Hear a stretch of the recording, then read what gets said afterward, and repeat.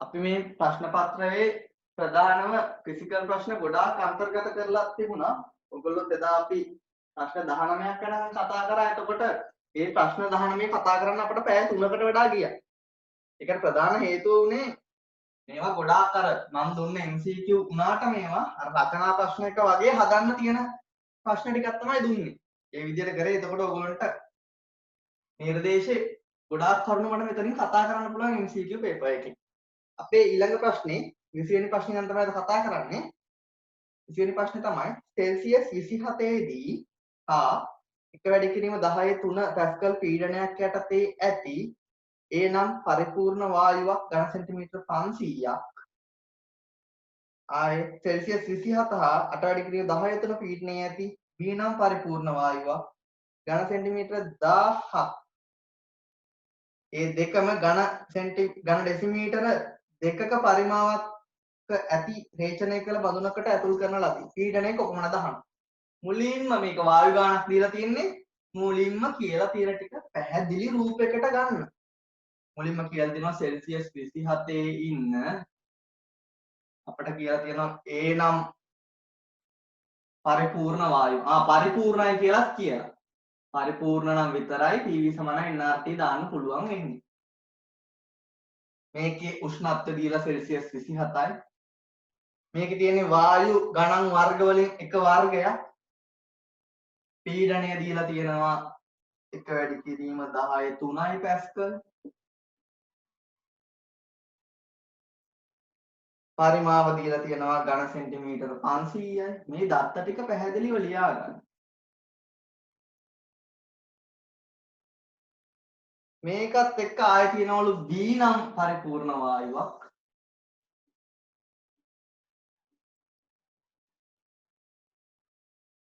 එතකොට මේකේ අපිට කියලා තියෙනවා ඒකත් උෂ්ණත්ව සමානයි. මේ උෂ්ණත්වයම තමයි සෙල්සියස් 27ෙම තමයි ඉන්නේ. පීඩනය දීලා තියෙනවා 8 වැඩි කිරීම 10/3යි පැස්කල්.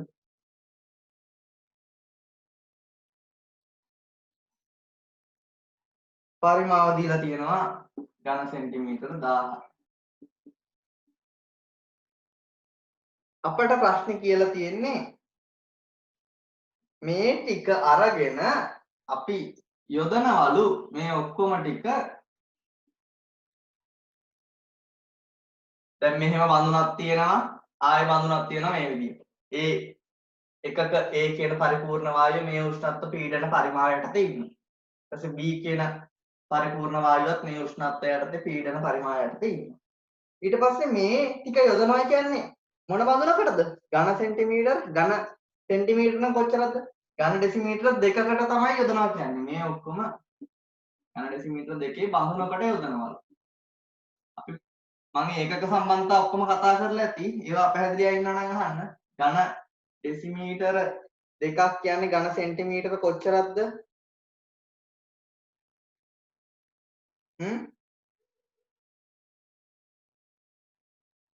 ඝන ඩෙසිමීටරයක් කියන්නේ ඝන සෙන්ටිමීටර 1000ක්. එහෙනම් ඝන ඩෙසිමීටර දෙකක් කියන්නේ ඝන සෙන්ටිමීටර 2000ක බඳුනකට යොදලා. අපෙන් අහන්නේ මේ බඳුනේ අවසාන පීඩනය තමයි අහන්නේ. එහෙනම් මොකද්ද කරන්න ඕන?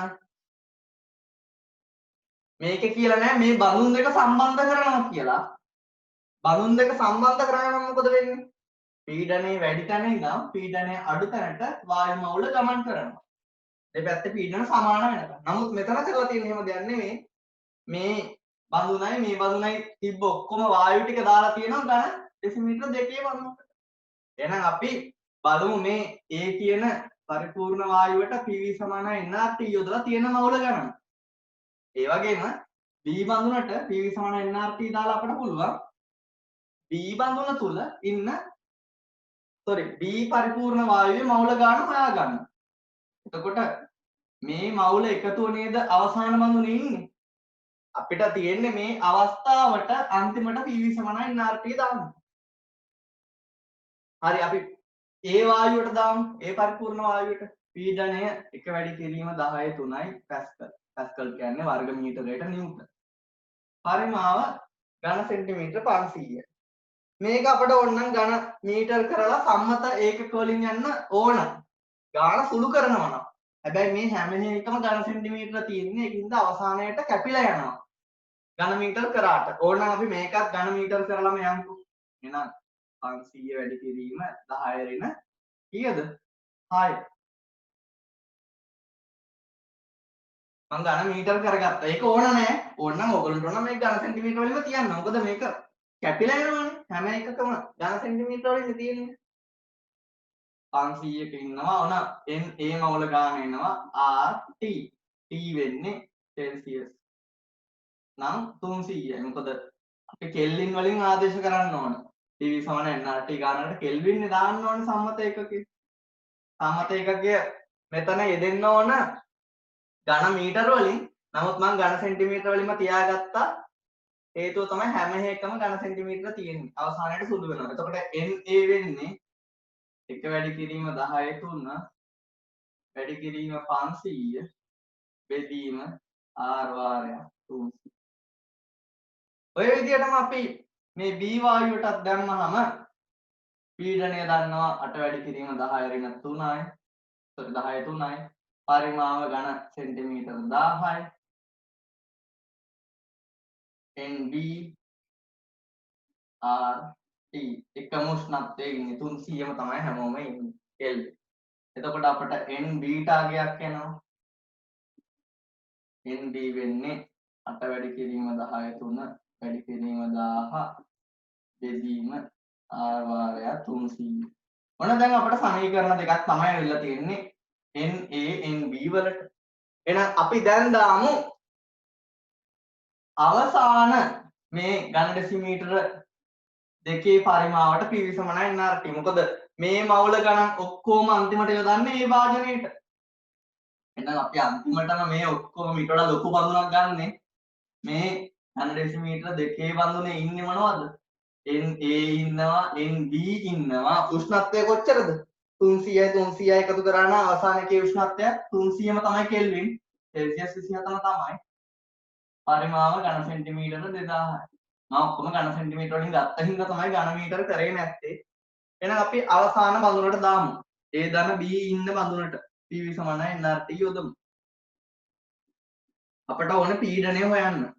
පරිමාව 2000යි ඝන සෙන්ටිමීටර. මවුල ගණන කොච්චරද? මේ මවුල ගණන් ටිකේ එකතුව තමයි මුළු මවුල ගණන වෙන්නේ. එහෙනම් 1 වැඩි කිරීම 10 3 වැඩි කිරීම 500 බෙදීම R වාරයක් 300. මේකට එකතු වෙන්න ඕන මේ මවුල ගණන. 8 වැඩි කිරීම 10 3 වැඩි කිරීම 1000 බෙදීම R වැඩි කිරීම 300. ඔන්න NANB මවුල ගණන. R සාරවත්‍ර වායු නියතය. T මිශ්‍ර කරද්දී උෂ්ණත්වය වෙනස් වීමක් වෙන්නේ නැහැ. මොකද උෂ්ණත්ව සමාන බඳුන් තමයි. නම් 300 කෙල්වින්ව තමයි ඒ. ඔන්න දැන් අපට පේනවා පීඩනය හොයන්න ඕන. මේකේ R වාරයක් 300 පොදුයි. එහෙනම් මේක එළියට ගත්තාම R 300 කැපෙනවා මේකට. මේ දෙක එළියට ගත්තාම මේකට මේක කැපෙනවා. එතකොට අපිට P වාරයක් 2000 සමානයි. උත්තරේ සුළු කරලා ගන්න තියෙන්නේ. සුළු කරලා ගන්න බලන්න. කීයද එන්නේ පීඩනය? පීඩනය කීයද අන්තිම උත්තරයට එන්නේ? පීඩනය අපට එනවා එතකොට 4.25 වැඩි කිරීම 10 3ක්.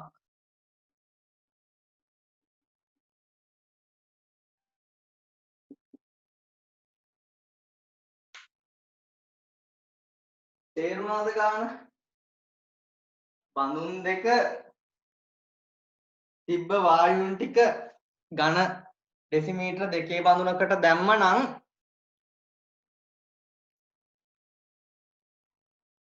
ප්‍රශ්නයක් අහලා තියෙනවා පසිඳු උෂ්ණත්වය නියත නිසා P1 E1 P2 V2 දාලා ගන්න බැරිද දෙකම පීඩන අරගෙන දෙකේ එකතු මුළු පීඩනය. මේකට දාන්න පුළුවන්ද බොයිල් නියමය? බොයිල් නියමයේ තත්ත්ව මොනවද? නියත උෂ්ණත්වයේ පවතින නියත වායු ස්කන්ධයක්. මේකට ඇත්තටම කිව්වොත් ඒ විදියට කට්ටිය මොකද කියන්නේ අනිත් අය? හොඳ ප්‍රශ්නයක් ඇහුවේ. උෂ්ණත්ව නියතයි. එකම උෂ්ණත්ව තමයි අවසානයේට තියෙන්නේ. වායු ස්කන්ධ නියතද? වායු ස්කන්ධ නියතද? පසින්දු අහපු දේ පොඩි අවුලක් තියෙනවා. මොකක්ද පසින්දු කියපු එකේ තියෙන අවුල? හොඳ ප්‍රශ්නයක් ඇහුවේ. මේකේ දාන්න පුළුවන් බොයිල් නියම එකතු වෙන්න. ඒ කියන්නේ මේ අවස්ථාවේ තියෙන P1 V1 ධන මේ අවස්ථාවේ තියෙන P2 V2 සමානයි මේ අවස්ථාවේ P3 ධන P3 මේ විදිහට දාන්න පුළුවන්. පැහැදිලිද? අවස්ථා දෙකට එකතු කරා. මොකද මෙතන අපි ගත්තේ NRT වල එකතුවනේ. තේරුණාද? ඒ විදිහට හදන්න පුළුවන් ලේසියෙන්. හැබැයි ඕගොල්ලන්ට අර කියලා තියෙන කරුණ හරියට පැහැදිලි නැත්නම් හොඳම ක්‍රමය තමයි PV සමාන NRT ට පිළිවෙලට යන්න. මොකද මම කියද්දි කිව්වා බොයිල් නියම වල මේ එකතු ආකාරයක්. මෙතන තිබ්බ ස්කන්ධේ M1 නම් මෙතන තිබ්බ ස්කන්ධේ M2 නම් මෙතන තියෙන්නේ M1 ධන M2. ඒ දේ තේරුණාද? වායු මවුල ගණන් එකතු වෙනවනේ. එහෙනම් N1 සමාන N1 ධන N2 සමානයි මුළු N මවුල ගණන. N කියන්නේ PV බෙදීම RT. එහෙනම් PV බෙදීම RT ධන P1 V1 බෙදීම RT1 ධන P2 V2 බෙදීම RT2 සමානයි P3 V3 බෙදීම R ධන T3. අවස්ථා තුනේ උෂ්ණත්ව සමානයි. එහෙනම් උෂ්ණත්වයක් කැපෙනවා ආලුත් කැපෙනවා. ඒ දේ හරියට තේරුණා නම් මේ විදිහ තමයි ලේසිම. නිකාම සමීකරණයට ආදේශ කරන්න විතරයි තියෙන්නේ. පැහැදිලිද?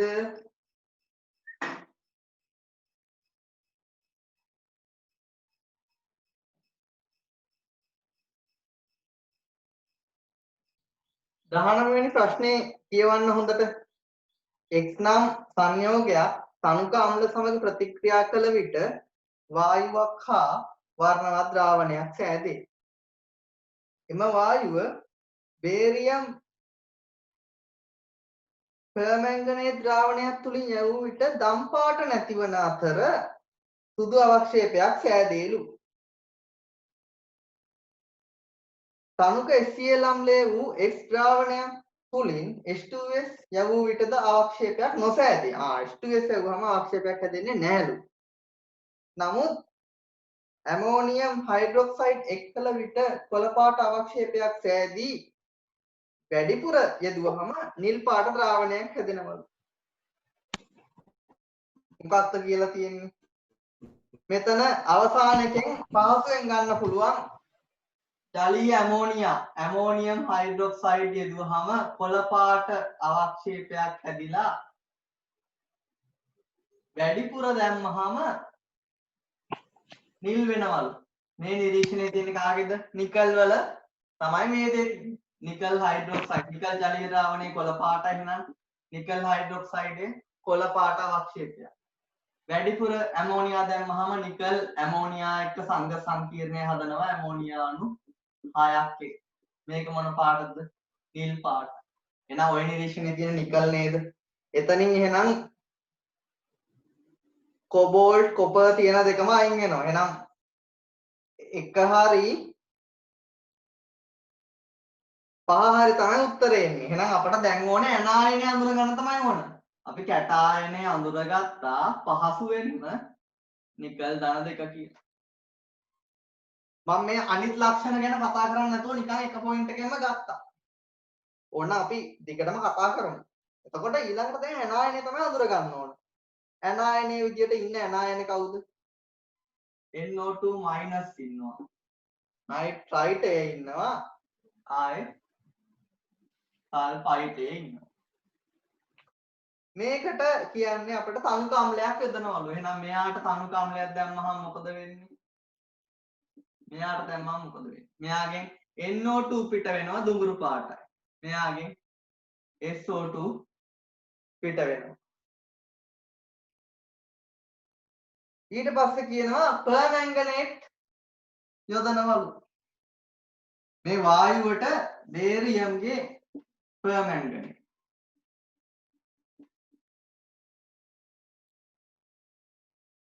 බේරියම් පර්මැංගනේට් තුලින් යවුවහම පර්මැංගනේට් වර්ණය නැති වෙනවලු. පර්මැංගනේට් වර්ණය නැති වෙන්නේ කොහොමද? පර්මැංගනේට් වර්ණය නැතිවීම කියන එකෙන් තේරෙන්නේ මොකක්ද? මෙතන රෙඩොක්ස් එකක් වෙලා. මොකක්ද රෙඩොක්ස් එක වෙලා තියෙන? පර්මැංගනේටය Mn ධන දෙක බවට ලාරෝස අවර්ණ. ඒක තනතු ද්‍රාවණ අවර්ණයි ධම්ම එහෙනම් අවර්ණ වෙනවා. දැන් මේ දේ වෙලා. එහෙනම් මෙයා මොකක්ද වෙන්නේ? ඔක්සිකරණයක් වෙලා. එහෙනම් කවුරු හරි ඉන්න ඕන ඔක්සිකරණයක් වෙන්න පුළුවන් කෙනෙක්. එහෙනම් ඔක්සිකරණය වෙන්නේ කවුද? NO2ට පුළුවන් ධන 4 ඉන්නේ නයිට්‍රජන්. නයිට්‍රේට බවට පත් වෙන්න. එයාටත් පුළුවන්. ඒ වගේම SO2ටත් පුළුවන්. SO2 කවුරු බවටද පත් වෙන්නේ? ධන 4 ඉඳන් සල්ෆේටේ බවට ඔක්සිකරණය වෙන්න පුළුවන්. දෙන්නම පුළුවන්. එහෙනම් පර්මැංගනේට් වර්ණය දම් පාට නැති වෙලා යනවා කියන එකෙන් අඳුර ගන්න බැහැ අපිට. ඒකම අපිට කියලා තියෙනවා මෙතන සුදු පාට අවක්ෂේපයක් හැදෙනවා. එහෙනම් මෙතනින් හැදෙන්නේ කවුද? නයිට්‍රේටයයි බේරියම් එකතු වෙලා බේරියම් නයිට්‍රේට්. අපි ජල ද්‍රාව්‍යතාවයේදී කතා කරා ඒකරිනාරෝපිත ඇනායන OH- හැර ඔක්කොම ජලයේ ද්‍රාව්‍යයි. මේක එහෙනම් අවක්ෂේපයක් නෙවෙයි ද්‍රාවණයක්. මොකද නයිට්‍රේට ඉන්නේ. එහෙනම් මේක වෙන්න බෑ. එතනම තේරෙනවා. එහෙනම් බේරියම් එක මෙතන හැදෙන්නේ කවුද? බේරියම් සල්ෆේට් හැදෙනවා. අන්න බේරියම් සල්ෆේට් කියන්නේ සුදු පාට අවක්ෂේපයක්. මේක නයිට්‍රික් අම්ලයේ පවා දිය වෙන්නේ නැති අවක්ෂේපයක්. එහෙනම් උත්තරේ වෙන්නේ කවුද? සල්ෆේට හින්දා සල්ෆයිට ඉඳලා තියෙන්නේ. ඒ වගේම නිකල් එක්ක එහෙනම් නිකල් සල්ෆයිට් උත්තරේ 5 තමයි උත්තරේ. ඊට අමතරව අපිට තව දත්තයක් දීලා තියෙනවා. X කියන ද්‍රාවණය තුලින් H2S යවුවාම අවක්ෂේපයක් හැදෙන්නේ නැහැලු. ඒ දේ අපට ඕනත් නැහැ. ඒ කියන්නේ දෙවන කාණ්ඩේ ආම්ලික මාධ්‍ය H2S යනවා කියන්නේ කාණ්ඩ විශ්ලේෂණයේ දෙවන කාණ්ඩේ නෙවෙයි කියලා නේද තේරෙන්නේ? ආම්ලික මාධ්‍ය H2S එක්ක අවක්ෂේපයක් ගෙන දෙන්නේ නැහැලු. නමුත් දෙවන කාණ්ඩේ කොපර් H2S එක කොපර් සල්ෆයිඩ් කළු ගෙනත් දෙනවා. එහෙනම් කොපර් වෙන්න බෑ. එහෙනම් හතරවෙනි කාණ්ඩේ සල්ෆයිඩ් හදන කෝණංගි වගේ තුන්දනාග මතක සින්දුව කොබෝල්ට් සල්ෆයිඩ් නිකල් මගේ මැංගනීස් තුන්දනාගම ටින්කන සල්ෆයිඩ් මේ කට්ටියකින් එක්කෙනෙක් එන්න ඕනේ. එහෙනම් නිකල් හරි කොබෝල්ට් හරි වෙන්න ඕන. ඊට පස්සේ කියලා තියෙනවා මේ ඇමෝනියා ද්‍රාවිතාව. එහෙනම් තේරෙනවා නිකල් කියලා. ඒ දේ ඕනත් නෑ අපිට යොදා ගන්න. මම මේ කතාව නැතුවම නිකල් කියලා අඳුරගත්තා.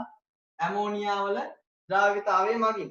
මෙන්න මේ විදිහට අපිට ඉනෝගනික් ප්‍රශ්නවල ඒ අදාළ කැටායන නායන හොයාගන්න දත්ත කීපයක් දෙන්න පුළුවන්. හැබැයි අපිට ඩීගොනිය වර්ණ එහෙම හොඳටම මෙතන පුළුවන් නම් එච්චර දේවල් හිතන්න නැහැ.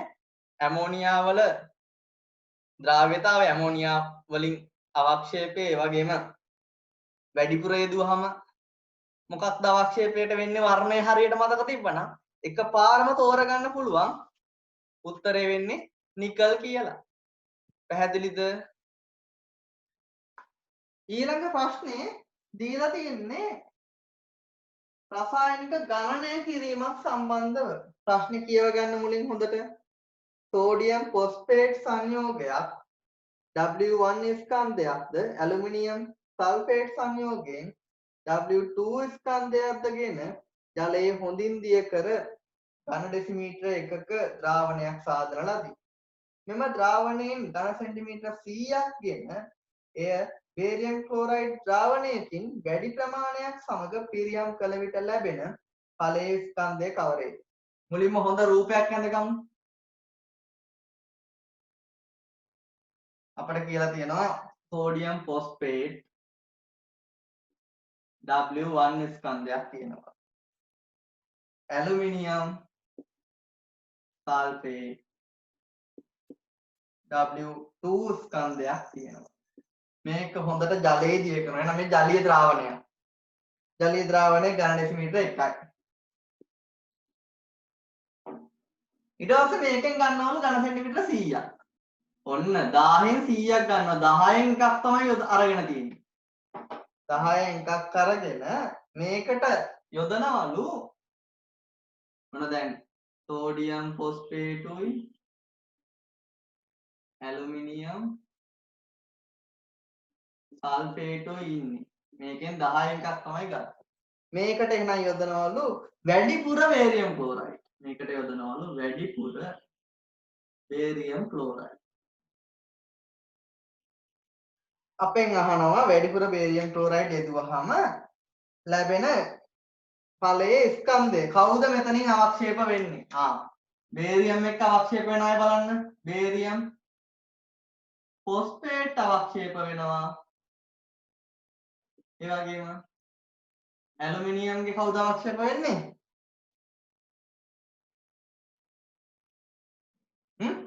ඇලුමිනියම් ක්ලෝරයිඩ් අවක්ෂේපයක්ද? ඇලුමිනියම් ක්ලෝරයිඩ් අවක්ෂේපයක්ද? අපි ඇලුමිනියම් රසායනය කතා කරා. ඇලුමිනියම් ක්ලෝරයිඩ් අවක්ෂේපයක් නෙමෙයි නේද? එහෙනම් කවුද අවක්ෂේප වෙන්නේ? ඇලුමිනියම් ක්ලෝරයිඩ් අවක්ෂේප වෙන්නෙත් නැහැ. සෝඩියම් ක්ලෝරයිඩ් අවක්ෂේප වෙන්නෙත් නැහැ. ඒගොල්ලෝ ජලීය ද්‍රාවණ. එහෙනම් අවක්ෂේප වෙන්නේ බේරියම්ගේම කට්ටිය තමයි. එහෙනම් මෙතන බේරියම් සල්ෆේට් තමයි අවක්ෂේප වෙන්නේ. එහෙනම් මේ ස්කන්ධ එකතුව තමයි අපෙන් අහන්නේ. මුලින්ම ප්‍රශ්නේ මේ විදිහට සටහන් කරගන්න. එහෙනම් අපි දැන් බලමු මේ අවක්ෂේපය ඇති වෙද්දී ඇති වෙනකම් බේරියම් ඉන්නව නේද? අපි දන්නවා බේරියම් ෆොස්ෆේට් හැදෙද්දී බේරියම් ධන දෙකෙන් කීයක්ද? බේරියම් ධන දෙකෙන් 3කුයි ෆොස්ෆේටයෙන් දෙකකුයි නෝන වෙන්නේ. 3ට 2 මෝල අනුපාත වෙන්න ඕන වෙන්නේ අවක්ෂේප හැදෙන්න. හැබැයි මෙයා ඇති වෙනකන් ඉන්නවා. එහෙනම් මදි වෙන්නේ කවුද? මෙතන ෆොස්ෆේට යොදපු ප්‍රමාණයෙන් තමයි අවක්ෂේපයේ ස්කන්ධය තීරණය වෙන්නේ. මොකද බේරියම් ඇති වෙනකන් ඉන්නවනේ. එහෙනම් මෙතන ඇලුමිනියම් සල්ෆේට් අවක්ෂේපයේ ඇති වෙද්දී බේරියම් සල්ෆේට් අවක්ෂේපයේ ඇති වෙද්දී බේරියම් ඇති වෙනකන් ඉන්නවනේ. එකට එක නෝන වෙන්නේ. හැබැයි සල්ෆේට ප්‍රමාණය තීරණය වෙන්නේ ඉන්න ඇලුමිනියම් සල්ෆේට් ප්‍රමාණය අනුව. එහෙනම් එතනදී යොදපු සල්ෆේට මවුල ප්‍රමාණය අනුව තමයි අපට තීරණය වෙන්නේ බේරියම් සල්ෆේට් ස්කන්ධය. එහෙනම් සරලවම කිව්වොත් මෙතනින් ආපු ෆොස්ෆේට මවුල ගණනයි මෙතනින් ආපු ඇලුමිනියම් සල්ෆේට් වල සල්ෆේට මවුල ගණනයි අපි හොයාගත්තා නම් අපට පුළුවන් නේද මේ කට්ටියගේ මවුල ගණන් හොයන්න. මවුල ගණන් හොයාගත්තොත් මෞලික ස්කන්ධයෙන් වැඩි කරලා ස්කන්ධයක් දෙන්න පුළුවන්. එහෙනම් අපි දැන් පැහැදිලිව යන් ගානට. එහෙනම් W1 W2 තමයි හිටියේ. අපට දීලා තියෙනවා සෝඩියම් ෆොස්ෆේට් වල මෞලික ස්කන්ධය. සෝඩියම් ෆොස්ෆේට් වල මෞලික ස්කන්ධය M1 ලු. ඇලුමිනියම් සල්ෆේට් වල මෞලික ස්කන්ධය දීලා තියෙනවා M2 ලු. ඊට පස්සේ බේරියම් ෆොස්ෆේට් වල දීලා තියෙනවා M3 මෙයා M4 මොන මෞලික ස්කන්ධ දීලා. ඔන්න එහෙනම් අපට පුළුවන් මෙතන ඉඳපු සෝඩියම් ෆොස්ෆේට් මවුල ගාන හොයාගන්න. W1 නම් W1 බෙදීම කැපිටල් M1 තමයි සෝඩියම් ෆොස්ෆේට් මවුල ගන්න. එහෙනම් ගන්න ඩෙසිමීටර එකක සෝඩියම් ෆොස්ෆේට් මවුල කොච්චරද? W1 බෙදීම M1. ඒ වගේම ඇලුමිනියම් සල්ෆේට් මවුල ගණන කොච්චරද? ස්කන්ධ දිය තියෙනවා W2 මෞලික ස්කන්ධය M2. ඔන්න අපි ඝන ඩෙසිමීටර එකක මවුල ගණන් හොයාගත්තා. ඒත් අපිට මෙතන ඕන වෙන්නේ කොච්චරද? ඝන සෙන්ටිමීටර 100ක. එහෙනම් ඝන සෙන්ටිමීටර 100ක සෝඩියම් ෆොස්ෆේට් මවුල ගාන කොච්චරද? ඝන ඩෙසිමීටර එකක් කියන්නේ ඝන සෙන්ටිමීටර 1000. ඒකක සම්බන්ධ මතකයි නේද? මතක් කරන්න ඕනයි තියන්න. දැන් සෝඩියම් ෆොස්ෆේට් මෙතන 1000ක මේ මවුල ගාන හිටියනවා. අපිට කියලා තියෙන්නේ W1 බෙදීම M1 ඉන්නේ 1000ක. එහෙනම් 1000න් බෙදලා 100න් ගුණ කරාම හරිය නේද? 100ක ඉන්න ප්‍රමාණය හොයන්න. 1000ක මෙච්චරක් හිටියනම් 100ක හොයන්නේ කොහොමද? 1000න් බෙදලා 100න් ගුණ කරනවා. ඒ වගේම ඊළඟට ඇලුමිනියම් සල්ෆේට ආපු මවුල ගණන කොච්චරද? W2 බෙදීම M2 ඉන්නේ 1000ක. එහෙනම් W2 බෙදීම M2 ඉන්නේ 1000ක. 1000ක එච්චරක් හිටියනම් 100ක කොච්චරද? පැහැදිලිද? ඔය කතාව තේරුණාද? එහෙනම් මෙතන අපට එනවා සුළු කරාම W1 බෙදීම 10යි M1 මෙතන එනවා W2 බෙදීම 10යි M2 කියලා. මේ හොයාගත්තේ මොකක්ද? සෝඩියම් ෆොස්ෆේට් මවුල ගණන. මේ හොයාගත්තේ ඇලුමිනියම් සල්ෆේට් මවුල ගණන. එහෙනම් එතනින් අපට හොයාගන්න පුළුවන් සෝඩියම් ෆොස්ෆේට් මවුල එකක ෆොස්ෆේට් මවුල කීයක් ඉන්නවද? සෝඩියම් ෆොස්ෆේට් මවුල එකක ෆොස්ෆේට් මවුල කීයක් ඉන්නවද? එකයි ඉන්නේ. සෝඩියම් ෆොස්ෆේට් මවුල එකක් ගත්තොත් සෝඩියම් මවුල 3යි ෆොස්ෆේට් මවුල එකයි ඉන්නේ. එහෙනම් මෙතන ඉඳපු ෆොස්ෆේට මවුල ගානත් මේ මවුල ගණනම නේද?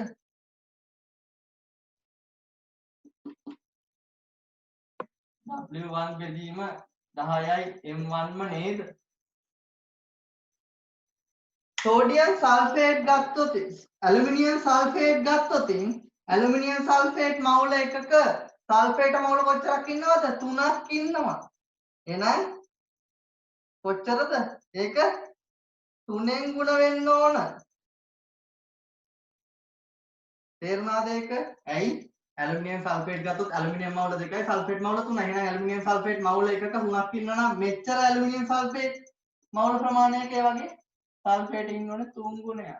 3යි W2 බෙදීම 10යි M2. ඔන්න දැන් අපි ෆොස්ෆේට මවුල ප්‍රමාණය හොයාගත්තා. ඒ වගේම සල්ෆේට මවුල ප්‍රමාණය හොයාගත්තා. එහෙනම් බේරියම් ෆොස්ෆේට ගත්තොත් බේරියම් ෆොස්ෆේට් එකක ෆොස්ෆේට් මවුල දෙකක් ඉන්නවා. එහෙනම් ෆොස්ෆේට් මවුල ප්‍රමාණය මෙච්චර නම් එතන බේරියම් ෆොස්ෆේට් මවුල කොච්චරක් ඉන්නවද? ඇයි ෆොස්ෆේට මවුලනේ අඩුවෙන් තියෙන්නේ බේරියම් අපි වැඩිපුර යොදනවනේ. එහෙනම් බේරියම් ෆොස්ෆේට මවුල ගාන වෙන්නේ මේ මවුල ගානෙන් භාගයක් නේද? ඒක තේරුණාද? ඒ කියන්නේ W1 බෙදීම 10යි M1 බෙදීම 2 නේද?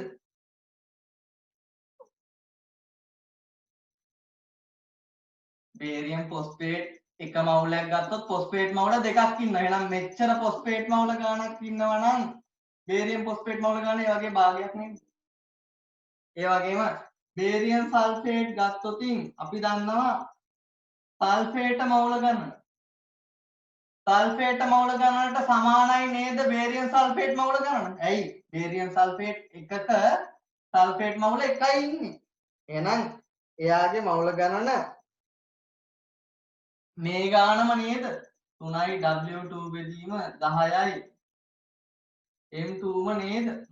එහෙනම් මුළු ස්කන්ධය වෙන්නේ මේ දෙන්නගේ එකතුව නේද? එහෙනම් අපට පේනවා මුළු ස්කන්ධය වෙන්නේ මුළු ස්කන්ධය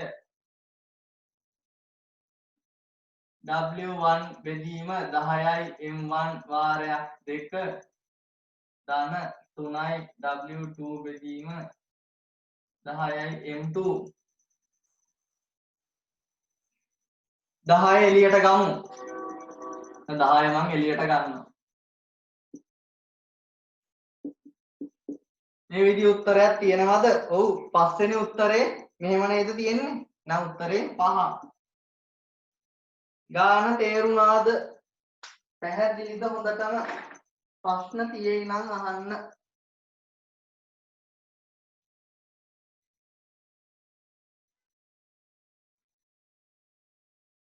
ඊළඟ ප්‍රශ්නේ දීලා තියෙන්නේ විද්‍යුත් රසායනික ශ්‍රේණිය. සක්‍රියතා ශ්‍රේණිය පදනම් කරගත්ත ප්‍රශ්නයක්.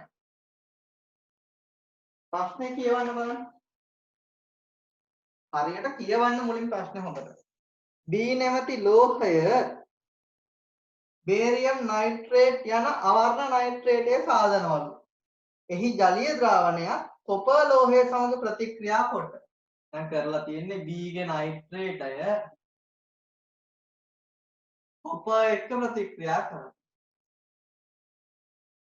එතකොට ලැබෙනවලු නිල් ද්‍රාවණය. නිල් පාට ද්‍රාවණයක් හැදෙනවා. අපිට වගන්ති කීපයක් දීලා තියෙනවා. මෙතන වෙලා තියෙන්නේ මොකක්ද? එහෙනම් නිල් පාට හැදෙන්න නම් කවුරු බවටද පත් වෙලා තියෙන්නේ? කොපර් ධන දෙක කොපර් නයිට්‍රේට් හැදිලා තියෙනවා. එතකොට නිල් වෙන්නේ. එහෙනම් මොකක්ද මෙතන වෙන්නේ? කොපර් බිඳුවේ ඉඳන් ධන දෙකට ගිහිල්ලා ඔක්සිකරණය වෙලා. එහෙනම් ඔක්සිහරණය වෙන කෙනෙක් ඉන්න ඕන. ඔක්සිහරණය වෙන්න ඕන අනිවාර්යයෙන්ම නයිට්‍රේට් වලට බෑනේ ධන පහනේ ඉන්නේ. එහෙනම් මේ B කියන කෙනා තමයි ඔක්සිහරණය වෙන්න ඕන. ඔක්සිකරණ අංකය අඩු වෙන්න ඕන. පැහැදිලිද? මෙතන වෙලා තියෙන්නේ විද්‍යුත් රසායනික ශ්‍රේණිය පදනම. මම මුලින්ම කිව්වා ඒක. මොකද්ද විද්‍යුත් රසායනික ශ්‍රේණිය? ලයින්, කලේ, කැත, නංගිට, මගේ, අල්ල, මැදින්, තුනක්, ක්‍රෝම්, යකඩ, කඩා, කොටා, නංගිට, ටින්, ලෙඩේ, කොපා, මකර, සිල් වගේ, පාර්ට්ස්, රත්තරන්. ලෙඩයි කොපයි අතර තමයි හයිඩ්‍රජන් ඉන්නේ. මතකද මේ සින්දුව? එතකොට එස්ට උඩින් ඉන්න අය තමයි තනු කම්ලත් එක්ක හයිඩ්‍රජන් වායුව පිට කරන්නේ. ඊට පස්සේ මම තාම වැදගත් කරුණක් කියලා ඇති. ලෝහය දක්වා ඔක්සිහරණය වෙන්න පුළුවන් කාටද? රෙඩොක්ස් වල සැලකුවොතින් ඔක්සිහරණය ගැනදී අපි කිව්වා හැම වෙලාවෙම ලෝහ අයන වලට ඒගොල්ලන්ගේ අනෙකුත් අයන අවස්ථාවට විතරයි පත් වෙන්න පුළුවන් කියලා. නමුත් විද්‍යුත් රසායන ශ්‍රේණියේ යටම කට්ටිය ගත්තොත් ඒගොල්ලන්ට පුළුවන් කිව්වා ලෝහය දක්වා ඔක්සිහරණය වෙන්න. ඒ කියන්නේ මේ පහළ කට්ටියගේ ද්‍රාවණයක් හිටියොත් ඒගොල්ලන්ට ඉහළ කෙනාගේ ලෝහය දැම්මොත් ලෝහය ද්‍රාවණගත වෙලා පහළ කෙනා අවක්ෂේප වෙනවා කියලා කිව්වා.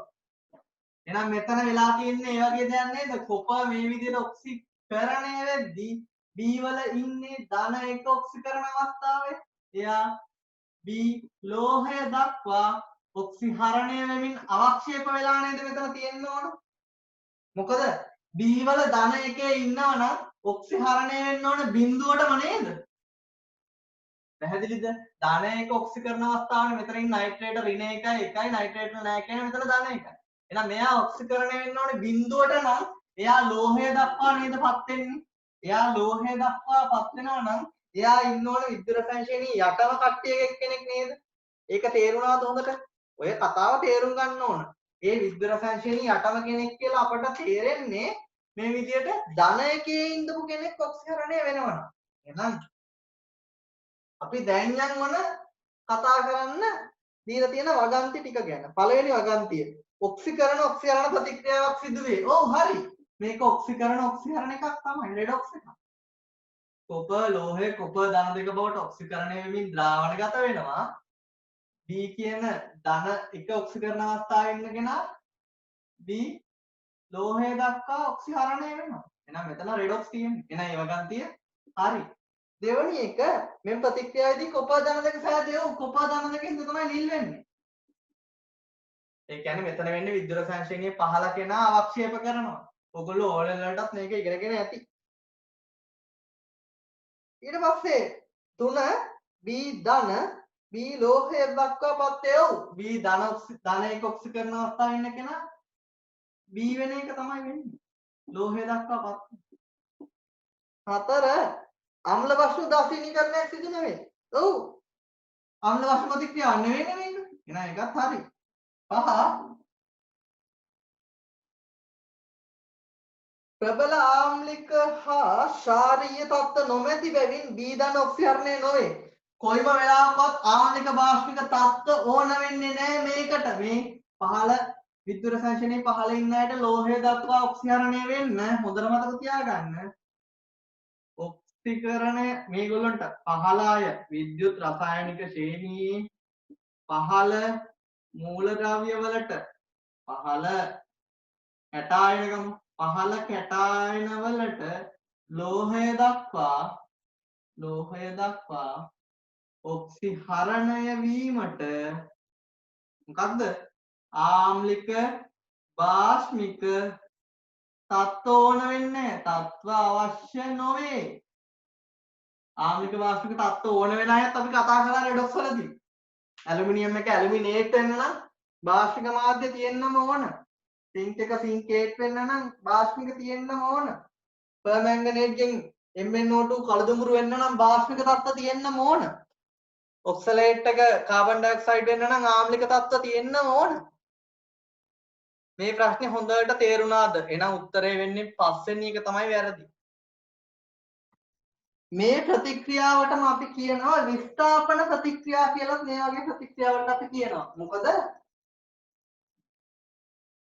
ඉහළ ඉඳපු කෙනාට පුළුවන් පහළ කෙනා ලෝහය දක්වා පත් කරන්න. පහළ කෙනා ලෝහය විදියට ඉවත් කරන්න පුළුවන්. අනේ ඒකින්ද මේ විදියට විද්‍යුත් රසායන ශ්‍රේණියේ ඉහළ ඉන්න කෙනාට පහළ ඉන්න කෙනා ලෝහය දක්වා ආක්ෂේප කරනවා නම් නැත්නම් ලෝහය දක්වා විස්ථාපනය කරන මේ ප්‍රතික්‍රියාවට අපි කියනවා විස්ථාපන ප්‍රතික්‍රියා කියලා. එහෙනම් අපි ඊළඟ ප්‍රශ්නෙට යන්න. ඊළඟ ප්‍රශ්නේ තියෙන්නේ මෙතනටම සම්බන්ධ දෙයක්. විස්ථාපන ප්‍රතික්‍රියා වලින් අහලා ඇති ශක්ති විද්‍යාව සම්බන්ධ කරලා එන්තැල්පි ප්‍රශ්නයක්. 143 අපි ගත්තොතින් ප්‍රශ්නේ කියවන්න හොඳට. 0.8යි MOL DM ඍණ 3 කොපර් සල්ෆේට්. කොපර් සල්ෆේට් ඉන්නවලු සාන්ද්‍රණය කීයද? 0.8යි MOL DM ඍණ 3. මේකෙන් තියනවලු 50යි ඝන සෙන්ටිමීටර. ඝන සෙන්ටිමීටර 50ක් තියෙනවා. මේක තාප පරිවාරක බඳුනල්ලු. එහෙනම් මේකේ තාප පරිවර්ණය කරලා කියන්නේ තාපය හානි වෙන්නේ නැහැ. ඒ කියන්නේ තාපය එළියට යන්නේ නැහැ. ආරම්භක උෂ්ණත්වය 25යිලු. සෙල්සියස් 25යිලු ආරම්භක උෂ්ණත්වය. ටෙම්පරේචර් ආරම්භ ස්ටාර්ට් TS කියලා මම ගන්නම්. ඊට පස්සේ මේකට යොදනවලු මැග්නීසියම් කුඩු. මොනේ ඊට පස්සේ මේකට යොදලා තියෙනවා මැග්නීසියම් කුඩු. දැන් මැග්නීසියම් කුඩු යොදද්දී වාජනය ඇරලා ඊට පස්සේ වහද්දි තාපහානියක් වෙන්නේ නැහැ කියලා හිතන්න වෙනවා අපට. ඒ මැග්නීසියම් කුඩු දාලා මිශ්‍ර කරාම උෂ්ණත්වය සෙල්සියස් 25 ඉඳන් 30ට ගියාලු. ද්‍රාවණයේ විශිෂ්ට තාප ධාරිතාව දීලා තියෙනවා. විශිෂ්ට තාප ධාරිතාවය කියලා තියෙනවා 42යි. ඒකක හොඳට බලන්න ජූල් සෙල්සියස් ග්‍රෑමට. මෙතන සෙල්සියස් අංශකයට කියලා වෙන්න ඕනේ. ඍණ එකක් එන්න ඕනේ සෙල්සියස් වලට. මේකේ අපට වාජනීය තාප ධාරිතාව නොසලකා හරින්නලු. වාජනීය තාප ධාරිතාව නොසලකා හරින්න කියන්නේ වාජනීය මගින් තාපය අවශෝෂණය කිරීමක් වෙන්නේ නැහැ කියලා හිතන්න වෙනවා අපට. ද්‍රාවණයේ ඝනත්වය දීලා තියෙනවා අපට 1 ග්‍රෑම් ඝන සෙන්ටිමීටරයට. මෙන්න මේ උෂ්ණත්ව වෙනස් වීම සිද්ධ වෙලා තියෙනවා. එතකොට මේ සෙල්සියස් 25 ඉඳන් 30ට උෂ්ණත්වය වැඩි වුණා නම් මෙතන වෙලා තියෙන්නේ තාපදායක ප්‍රතික්‍රියාවක්. තාපය පිට කරලා. මෙතන ඇත්තටම වෙන ප්‍රතික්‍රියාව මොකක්ද? කොපර් සල්ෆේට් වලට යොදලා තියෙනවා මැග්නීසියම් කුඩු. මොකක්ද වෙන්නේ මෙතන? මැග්නීසියම් එක මැග්නීසියම් සල්ෆේටය බවට ඔක්සිකරණය වෙමින් මැග්නීසියම් බිඳුවේ ඉඳන් ධන දෙකට ඔක්සිකරණය වෙමින් කොපර් ධන දෙකේ ඉඳන් කොපර් ලෝහය දක්වා ඔක්සිහරණය වෙනවා. අර කලින් දේම නේද මෙතන තියෙන්නේ. විදුලි රසායනයේ උඩ ඉන්න මැග්නීසියම් යෙදුවාම පහළ ඉන්න කොපර් අවක්ෂේප වෙනවා. එහෙනම් හොඳට බලන්න මේ විදිහේ රෙඩොක්ස් එකක් තමයි වෙලා තියෙන්නේ මෙතන. එහෙනම් අප බලමු මෙතනදී පිට වෙච්ච තාප ප්‍රමාණය අපෙන් අහන්නේ හැබැයි ඒකක කිලෝග්‍රෑම් මවුලයට. හොඳට බලන්න කිලෝග්‍රෑම් මවුලයට තමයි මේ ප්‍රතික්‍රියාවේ එන්තල්පි පරාසය හොයන්න කියන්නේ. අපි එහෙනම් බලමුකෝ පිට වෙච්ච තාප ප්‍රමාණය කිලෝ ජූල් කොච්චරක්ද කියලා. නම් Q සමානයි mc θ දානවා. ස්කන්ධය ගන්න පුළුවන් ඝනත්වය සමානයි ස්කන්ධයේ බෙදීම පරිමාව. නම් ස්කන්ධය ගන්න පුළුවන් අවස්ථාන මිශ්‍රණයේ ස්කන්ධය සමාන වෙන අවසන්ද්‍රාවණයේ ඝනත්වය වැඩි කිරීම මුළු පරිමාව. එහෙනම් එම් හදා ගන්න පුළුවන් dv ගුණිතය. එහෙනම් ඝනත්වය අපට දීලා තියෙනවා ඒකක හොඳට බලන්න. ඝනත්වයේ ඒකක දීලා තියෙන්නේ 1 ග්‍රෑම් ඝන සෙන්ටිමීටරයකට. 1 ග්‍රෑම් ඝන සෙන්ටිමීටර. එහෙනම් ද්‍රාවණයේ අවසන් පරිමාව කොච්චරද? අපට දාද්දි කොපර් සල්ෆේට් පරිමාව දීලා තියෙනවා. මැග්නීසියම් කුඩු දැම්මහම පරිමාව වෙනසක් සිදු නොවේ කියලා අපිට හිතන්න වෙනවා. 50යි ඝන සෙන්ටිමීටරම තමයි. මෙතන ඝන සෙන්ටිමීටර තියෙන හින්දා මෙයාත් ඝන සෙන්ටිමීටරම තියාගන්න ඕන කැපිලා යන්න පුළුවන් වෙන්නේ. එතකොට ද්‍රාවණයේ අපට විශිෂ්ට තාප ධාරිතාව තමයි ඊළඟට ඕන. අනිත් දේ තමයි විශිෂ්ට තාප ධාරිතාව බලද්දී මෙතන විශිෂ්ට තාප ධාරිතාවේ තියෙන ඒකකත් හොඳට බලන්න. මෙතන දීලා තියෙන ඒකක තමයි ජූල් සෙල්සියස් අංශකයට ග්‍රෑමයට. මෙතන ග්‍රෑම් යොදනවා නම් විශිෂ්ට තාප ධාරිතාවේ ඒකකත් අනිවාර්යෙන්ම ග්‍රෑම් වෙන්න ඕන.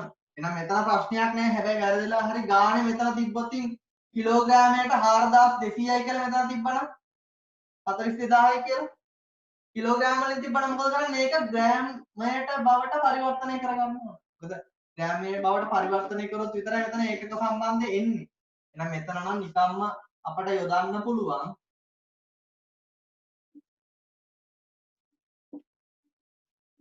අගය දීලා තියෙන අගයම. එහෙනම් 42යි ජූල් සෙල්සියස් අංශකයට ග්‍රෑමයට ඒකක අතර සම්බන්ධය පැහැදිලි නේද? එතකොට මෙතන උෂ්ණත්ව T කියන්නේ උෂ්ණත්ව වෙනස. ඒ කියන්නේ උෂ්ණත්ව වැඩිවීමක්ද අඩුවීමක්ද සිද්ධ වෙනවා නම් ඒ අඩුවන හරි වැඩිවන හරි උෂ්ණත්ව අගය තමයි දාන්න ඕන. 25 ඉඳන් 30ට ගියා නම් සෙල්සියස් 5කින් උෂ්ණත්වය වැඩි වෙනවා. එහෙනම් මෙතන සෙල්සියස් 5යි දෙන්න ඕන. මේක සුළු කරාම එනවා අපට එහෙනම් පිට වූ තාප ප්‍රමාණය. මොකද උෂ්ණත්ව වැඩිවීමක් වෙලා තියෙන්නේ. එහෙනම් තාපදායක ප්‍රතික්‍රියාවක් මෙතන සුළු කරාම කීයද එන්නේ? 50 වැඩි කිරීම 42 වැඩි කිරීම 5 42යි 10යි 210යි 50යි. පිට වූ තාප ප්‍රමාණය එනවා 5න් වැඩි කරාම 1050යි නේද? 1050යි බිඳුව. ඒ කියන්නේ 10500යි ජූල් ප්‍රමාණයක් පිට වෙලා තාපය. ඇයි මෙතන විශිෂ්ට තාප ධාරිතාව එක ජූල් වලින් නම් තිබ්බේ මෙතන ජූල් වලින් එන්නේ. එහෙනම් 10500යි ජූල් පිට වෙලා තියෙනවා. එහෙනම් දැන් බලන්න මේ 10500යි ජූල් පිට වුණේ මවුල කොච්චරකින්ද කියලා. මවුල ප්‍රමාණය හොයන්න ඕනේ. එහෙනම් මවුල මෙච්චරකින් තමයි මේ ගාන පිට වුණේ. එහෙනම් බලන්න මවුල එකකින් කොච්චරක්ද පිට වුණේ කියලා. මොකද අපෙන් අහන්නේ කිලෝ ජූල් මවුලයට. මේක කිලෝ ජූල් කරගත්තොත් 10.5 කිලෝ ජූල් තමයි තාප ප්‍රමාණය. හැබැයි අපි දන්නේ නැහැ කොච්චර මවුල ප්‍රමාණයකින්ද කියලා. අපි එහෙනම් දැන් යමු කොච්චර මවුල ප්‍රමාණයකින්ද මේ ප්‍රමාණය පිට වුණේ කියලා හොයන්න. අපට දීලා තියෙනවා මැග්නීසියම් කුඩු ස්කන්ධය. මැග්නීසියම් කුඩු ස්කන්ධය තමයි 0.96 ග්‍රෑම්. කොපර් සල්ෆේට් වල අපි සාන්ද්‍රණය දන්නවා, පරිමාව දන්නවා. පරිමාව ඝන සෙන්ටිමීටර 50.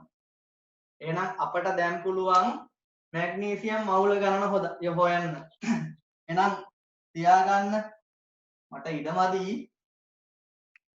මම උඩින් තියනවා මැග්නීසියම් මවුල ගණන කොච්චරද? මැග්නීසියම් මවුල ගණන වෙන්නේ ග්‍රෑම් ගණන දීලා තියෙනවා 0.96 ග්‍රෑම්. මේක බෙදෙනවා මැග්නීසියම් වල මෞලික ස්කන්ධයෙන්. කීයද මැග්නීසියම් වල මෞලික ස්කන්ධ දීලා තියෙනවනේ 24ක්. 24යි ග්‍රෑම් මවුලයට. එහෙනම් මැග්නීසියම් මවුල ගන්න තමයි 0.04යි මවුල තියෙනවා මැග්නීසියම්. කොපර් සල්ෆේට් මවුල ගන්නත් බලන්න.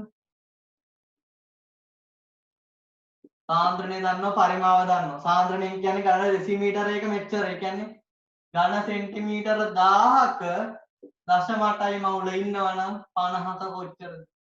n සමානයි cv දාන්න. c සමානයි n බෙදීම v අරගෙන. එතකොට 50යි 40යි ඒ මවුල ගානමයි 0.04යි මවුලම තමයි. අපිට පේනවා ස්ටොයිකියෝමිතිය එකට එක මවුල අනුපාතයට. එහෙනම් ප්‍රතික්‍රියා කරලා ඉවරණ එක හොයන්න දෙයක් නැහැ.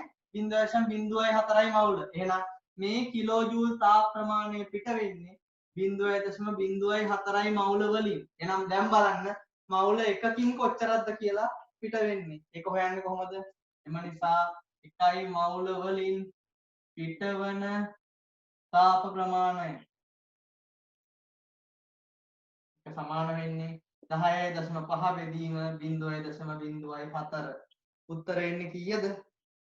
එතකොට මේවා ඔක්කොම ඕනනම් 100ෙන් ගුණ කරමු. 50 බෙදීම එතකොට එන්නේ 4. උත්තරේ එන්නේ 200 සුළු කරාම 262.5යි. 262.5යි ඒකක වෙන්නේ කිලෝ ජූල් මවුලයට. පැහැදිලිද? හොඳට බලන්න Q සමාන mc θ විතරක් උත්තරේ දීලා හරියන්නේ නැහැ. පැහැදිලිනේ? ඒකය ලැබෙන්නේ 0.04කින්.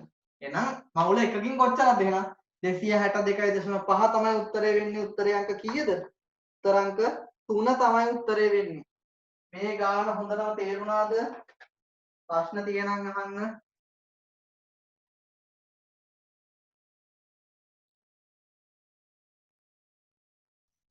දැන් අපිට ඊළඟට තියෙන ප්‍රශ්නයත් බලන්න. ඔකත් දීලා තියෙන්නේ මං ද්විතීයික අන්තර්ක්‍රියා සම්බන්ධ කරගෙන. ඒත් අපිට ද්‍රවාංක තාපාංක ගැන අපි ඉනෝගනික් වලදී ඕගනික් වලදී හැමතැනම කතා කරනවා. ඊට අමතරව අපි කලාප සමතුලිතතාවයේදී කතා කරනවා මේ ගැන. මම මේ ගානට යන්න කලින් පොඩ්ඩක් මේ සම්බන්ධ තියරි ටික කතා කරලා ඉන්නවා. අපි දන්නවා තාපාංකය. තාපාංකය කියන්නේ මොකක්ද? අපි දන්නවා භෞතික අවස්ථා තියෙනවා ඝන ද්‍රව වායු. පදාර්ථයේ අවස්ථා ටික තමයි ඝන ද්‍රව වායු. ඝනයක් ද්‍රවයක් බවට පත්වන උෂ්ණත්වයට කියනවා අපි ද්‍රවාංකය කියලා. ද්‍රවයක් වාෂ්පයක් බවට පත්වන උෂ්ණත්වයට කියනවා තාපාංකය කියලා. හිමාංකය කියලා කියනවා ද්‍රවයක් ඝන බවට පත්වන උෂ්ණත්වය. එතකොට මොනවා හරි දෙයක් වාෂ්ප කරන්න නම් ද්‍රවයක් වාෂ්ප කරන්න නම් මේ දෙයට රඳා පවතින සාධක මොනවද? මේ ද්‍රවයක් තියෙනවා මේක වාෂ්ප. හිතන්නකෝ මේ ද්‍රවයේ බර වැඩි කියලා. පොඩි එකෙක් ඉන්නවා කියලා හිතන්නකෝ. ඌව උඩ දාන්න අපි පොඩි එකෙක් උඩ දානවා නම් ඌව උඩ දාන්න ලේසි වෙන්නේ කොහොමද? උගේ බර වැඩි වුණොත්ද අඩු වුණොත්ද? බර වැඩි නම් උඩ දාන්න අමාරුයි. එහෙනම් වැඩි උෂ්ණත්වයකට වැඩි හයියකින් අපි ඌව උඩ දාන්න ඕනේ. ඒ වගේ තමයි මොනවා හරි ද්‍රවයක බර වැඩි නම් මෞලික ස්කන්ධය වැඩි නම් මෞලික ස්කන්ධය වැඩි නම් මොකක්ද වෙන්නේ? වාෂ්ප වෙන්න අමාරුයි. වැඩි උෂ්ණත්වයක රත් කරන්න ඕනේ. එතකොට මොකද වෙන්නේ? තාපාංකය වැඩි වෙනවා. එහෙනම් තාපාංකය වැඩි වෙන්න තාපාංකයට බලපාන එක සාධකයක් තමයි මෞලික ස්කන්ධය. මෞලික ස්කන්ධය වැඩි වෙන්න තාපාංකය වැඩි වෙන්න.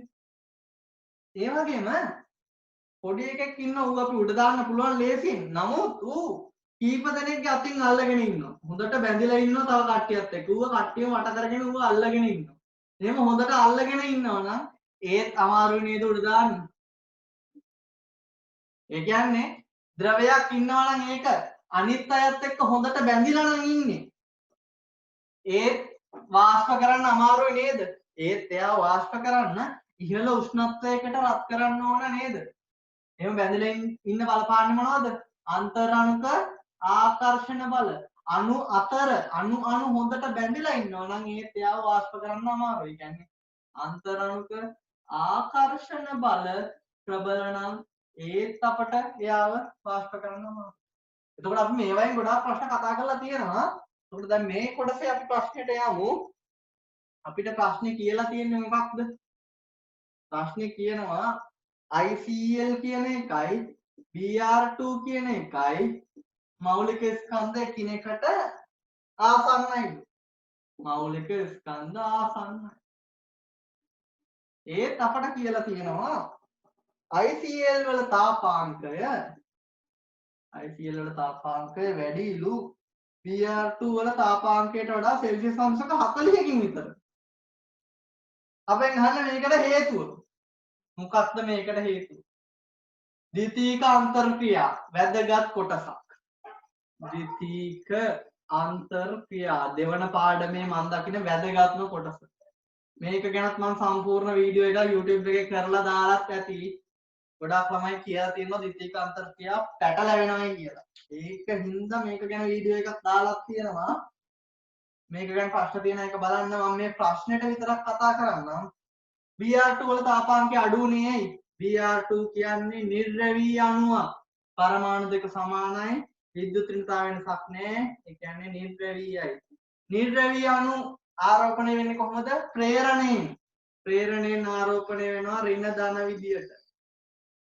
ඒ විදියට ප්‍රේරණයෙන් ආරෝපණය වෙන Br2 අණු එකිනෙක බැඳෙනවා. තව Br2 අණුකුත් දෙයට ඍණ ධන විදියට බැඳෙනවා. එහෙනම් මේ විදියට ප්‍රේරණයෙන් ආරෝපණය වෙන අණු තමයි එකට බැඳෙන්නේ. මේ ප්‍රේරණයෙන් දෙකට දෙපැත්තෙන් ප්‍රේරණ නම් මොකද කියන්නේ? මේකෙත් ප්‍රේරිත දීරව මේකෙත් ප්‍රේරිත දීරව. එහෙනම් මෙතන තියෙන්නේ ප්‍රේරිත දීරව ප්‍රේරිත ද්විධව ආකර්ෂණ බල තමයි. මම කෙටි ක්‍රමයකින් මේ ටික ඔක්කොම උගන්වලා ඇති ඔයගොල්ලන්ට. කරපු නැති ළමයිට වීඩියෝ එකකුත් දාලා තියෙනවා. එකක් බලන්න. මේ ප්‍රේරිත දීරවන්ට කියන නම මොකද්ද? මේවට තමයි අපි ලන්ඩන් බල කියන්නේ. අපි තව මේක ගැන ගොඩාක් කරුණු කතා කරා. මේ විදිහට ප්‍රේරණයෙන් ආරෝපණය වීම ප්‍රේරිත ද්විධව ඇති කර ගැනීම පහසුයි අණුව විශාල වෙන්න. එහෙනම් Br2 වලට වඩා I2 වල ලන්ඩන් බල ප්‍රබලතාවය වැඩි. මේ ප්‍රේරිත දීර්ඝ වලටම නම් කීපයක් තියෙනවා. ලන්ඩන් බල, අපකිරණ බල කියලාත් කියනවා මේවා. නම් මෙතන Br2 නිර්ද්‍රවීයයි. එහෙනම් ඒගොල්ලෝ දුබල ලන්ඩන් බල වලින් විතරයි Br2 අණු එකිනෙක බැඳලා තියෙන්නේ. නමුත් ICL ගත්තොත් ICL කියන්නේ මොන අණුවක්ද? ICL කියන්නේ නිර්ද්‍රවීයද? නැහැ. ICL කියන්නේ ද්‍රවීය අණුවක්. Cl වල විද්‍යුත් ඍණතාවය වැඩි. එහෙනම් එයාගේ ද්‍රවීය අණුවක් මෙයා. ද්‍රවීය අණුවක් හින්දා මේ විදියට ICL එකිනෙක බැඳෙන්නේ ස්ථිර දීර්ඝව හරහා. ඒගොල්ලෝම ප්‍රේරණයෙන් නැති වෙච්ච දීර්ඝව නෙමෙයි තියෙන්නේ. විද්‍යුත් ඍණතාව වෙනසින්ද ස්ථිර දීර්ඝව. එහෙනම් මෙතන තියෙන්නේ දීර්ඝව ආකර්ෂණ බල. එහෙනම් මෙයා ප්‍රබල ලෙස බැඳෙනවා Br2 අණු එකිනෙක බැඳෙනවට වඩා. මේ දීර්ඝව ආකර්ෂණ බල හයිඩ්‍රජන් බන්ධන වෙනවා. හයිඩ්‍රජන්ට ප්‍රබල විද්‍යුත් ඍණ කට්ටිය පොන්කල්ගේ FON හරහා බැඳීම සිද්ධ වෙනවා. ප්‍රබල විද්‍යුත් ඍණ කෙනෙක්ට බැඳෙනවා නම් හයිඩ්‍රජන්ගේ ඩෙල්ටා ධන ආරෝපණය ගොඩාක් විශාල වෙනවා. එතකොට දීර්ඝ ප්‍රබල වෙන හින්දා ඒ වර වලට අපි කියනවා හයිඩ්‍රජන් බන්ධනයක් කියලා. මේක ගැන ගොඩාක් කතා කරලා නැති හයිඩ්‍රජන් බන්ධන ගැන තියෙන්නේ. එතකොට මෙතනදී ICL වල මේ විදිහට තාපාංකය වැඩි වුණේ ඇයි එහෙනම්? මේ විදිහට ICL ද්‍රවීය අණුවක් වීම හින්දා අණු බැඳෙන්නේ දීර්ඝව ආකර්ෂණ බල මගින්. ඒක තමයි හේතුව වෙන්නේ. දැන් අපි යන් ප්‍රශ්නෙට.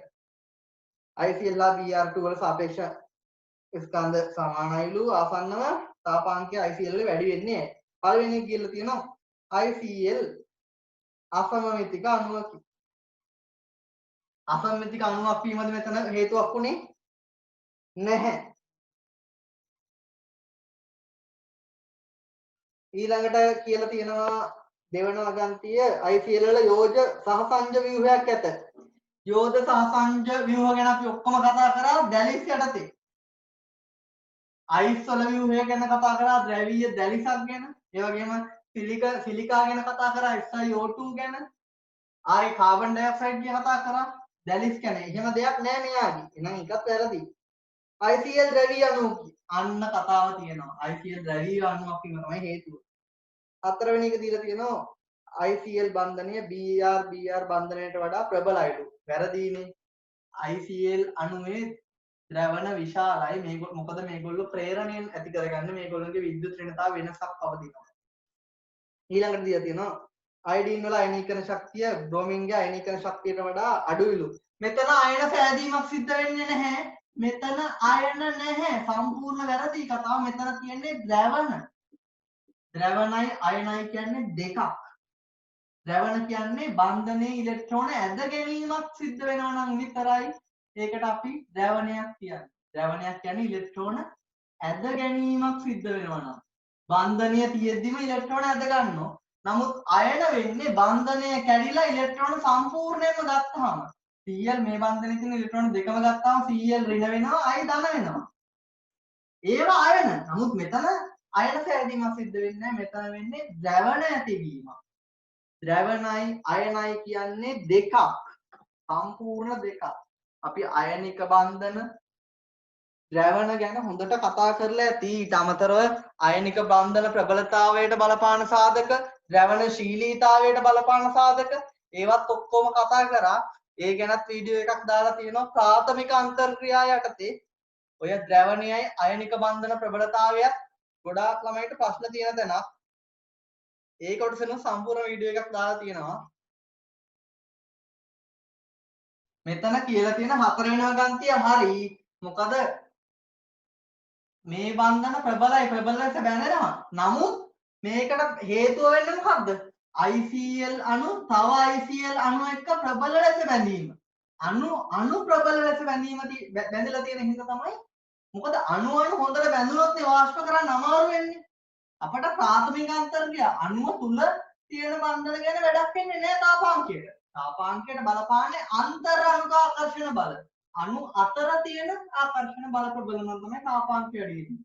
අණුව තුල තියෙන ඒවට මොකද්ද කියන්නේ? අන්තක් අණුක ආකර්ෂණ බල. අණුව තුල නම් අන්තක්. අණු අතර නම් අන්තර් අණුක ආකර්ෂණ බල. අපි හයිඩ්‍රජන් බන්ධන යටතේ කතා කරා අන්තර් අණුක හයිඩ්‍රජන් බන්ධන, අන්තක් අණුක හයිඩ්‍රජන් බන්ධන. ඒක නිර්දේශයට අලුතෙන් යොදපු තැන හයිඩ්‍රජන් බන්ධන වලදී කලින් අපි කතා කරේ අණු අතර තියෙන හයිඩ්‍රජන් බන්ධන විතරයි. එකම අණුව තුල තියෙන හයිඩ්‍රජන් බන්ධන ගැනත් අපි කතා කරා මේ පාර නිර්දේශය යටතේ. ඊළඟ ප්‍රශ්නේ තියෙන්නේ හයිඩ්‍රජන් විමෝචන වර්ණාවලිය ඇසුරේ. අපි ගිය සතියේ රිවිෂන් පන්තියේ කරේ හයිඩ්‍රජන් විමෝචන වර්ණාවලිය. ඒකේ වීඩියෝ එකත් මම සබස්ක්‍රයිබ් කරලා තියෙන අයට බලන්න පුළුවන් යන හදලා ඇති සෙටින්ග්ස්. එතකොට මේ හයිඩ්‍රජන් විමෝචන වර්ණාවලියෙන් තමයි ප්‍රශ්නේ තියෙන්නේ. ඒකේ අහන්නේ රේඛා අතර පරතර ගැන. මේ රේඛා අතර පරතරය එක රේඛාවකින් කියවෙන්නේ මොකක්ද? ඔක්කොම අපි කතා කරා. හයිඩ්‍රජන් විමෝචන වර්ණාවලිය නිරූපණය කරන්නේ ශක්තිය අවශෝෂණය කර ගැනීම හේතුවෙන් ඉහළ මට්ටමක් කරා ගිය ඉලෙක්ට්‍රෝනයක් නැවත පහළ මට්ටමකට වැටීම පදනම් කර අපි රේඛා ශ්‍රේණියකට වෙන් කිරීම සිද්ධ කරනවා. එතකොට අපි ශක්ති මට්ටම් ගත්තොත් පළවෙනි ශක්ති මට්ටමේ ඉඳන් ඉහළ ශක්ති මට්ටම් වලට ගමන් කරනකොට ශක්ති මට්ටම් අතර ශක්ති පරතරය අඩුවීම සිද්ධ වෙනවා. ඒකින්ද තමයි අන්‍යවාත ශක්ති මට්ටම් දෙකක් අතර ශක්ති පරතරය තමයි රේඛා දෙකක් අතර පරතරය නිරූපණය වෙන්නේ. මේ විදිහට ශක්ති මට්ටම් දෙකක් අතර ශක්ති පරතරය ඉහළ ශක්ති මට්ටම් වලට යද්දී ශක්ති පරතරය අඩු වෙනවා. ඒ කියන්නේ රේඛා එකළඟ එනවා. ශක්තිය නම් මොකද වෙන්නේ? පළවෙනි ශක්ති මට්ටමේ ඉඳන් ඉහළට යනකොට ශක්තිය වැඩි වෙනවා. ශක්තිය වෙනස් වෙන්නේ මොන විදිහේ ශ්‍රිතයක් විදියට? ඍණ 1යට n වර්ග ශ්‍රිතයක් විදියට තමයි ශක්ති මට්ටමක ශක්තිය ප්‍රකාශ වෙන්නේ. මේවත් ඔක්කොම අපි කතා කරලා තියෙන්නේ. එහෙනම් මම මොන මේ ටිකේ රේඛා වෙන මේ සටහනින් අඳිනවා.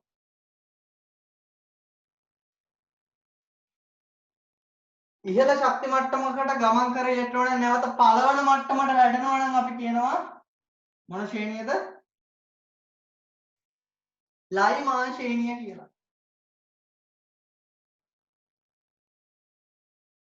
දෙවන මට්ටමට වැටෙනවා නම් බාම, තුනට වැටෙනවා නම් පාෂන්, බ්‍රැකට්, පපට් ඔය විදියට වැටෙන මට්ටම් පදනම් කරගෙන වෙන් වෙනවා. එහෙනම් එකට වැටෙනවා නම් ලයිමාන් ශ්‍රේණිය. ලයිමාන් ශ්‍රේණියේ පළවන රේඛාව කියන්නේ දෙකෙන් එකට වැටෙන එක. මේ ශක්ති පරතරයට සමානව අපි රේඛාවක් හඳුන්වනවා. ඊළඟට ඉහළට ගිය එකක් තුනෙන් එකට වැටෙන්නත් පුළුවන්. එහෙනම් ඒ ශක්තිය මේ ශක්තියට වඩා ශක්ති පරතරය වැඩි. මේකේ ශක්තිය වැඩි. ඒ කියන්නේ මේ පැත්තට මොකද වෙන්නේ අපි? ශක්තිය වැඩි වෙනවා. ශක්තිය වැඩි වෙනවා කියන්නේ සංඛ්‍යාතය වැඩි වෙනවා. E සමානයි h mu අණුව. තරංගායාමය නම් ප්‍රතිලෝම සම්බන්ධය තරංගායාමයේ අඩුවීම සිද්ධ වෙනවා. නම් මේ පැත්තට මොකද වෙන්නේ? ශක්තිය සංඛ්‍යාතය වැඩි වෙනවා තරංගායාමය අඩු වෙනවා. ඒ විදිහටම හතරවෙනි ශක්ති මට්ටමේ ඉඳන් පහළට වැටෙනවා නම් පළවෙනි මට්ටමටම ඒකේ ශක්ති පරතරය ඊටත් වඩා වැඩි.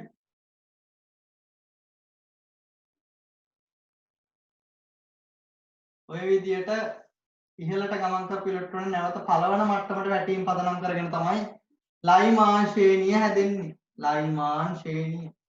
මේකේ මේ වැටෙන්දී පිටවන විකිරණ ඈත් වෙන්නේ මොන ශ්‍රේණියටද මොන කලාපයටද විද්‍යුත් චුම්බක වර්ණාවලියේ?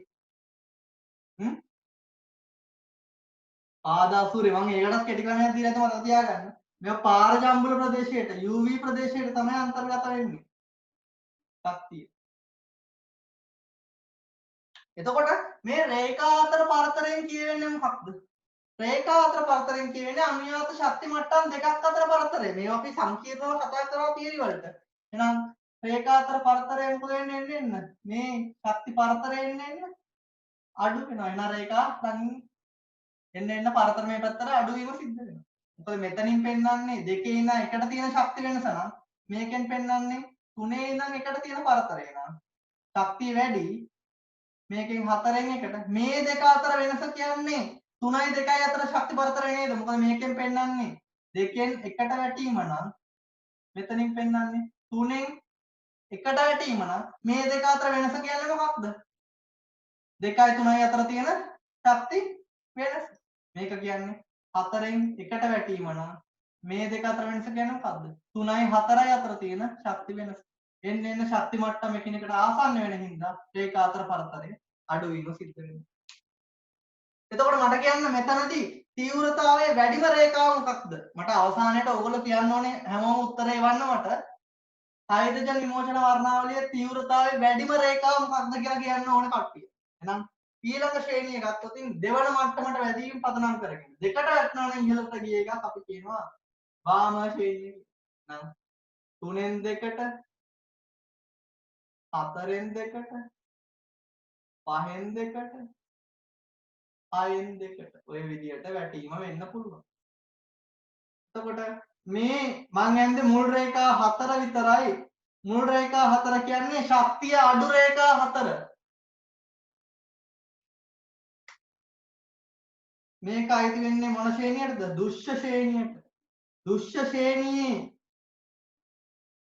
අපි මේකට කියන්නේ බාම කියලා නම කියන්නේ මේක දුෂ්‍ය පරාසයට තමයි මුල් රේඛා 4 අයිති වෙන්නේ. ඇයි මේක දුෂ්‍ය පරාසයට අයිති වෙන්නේ?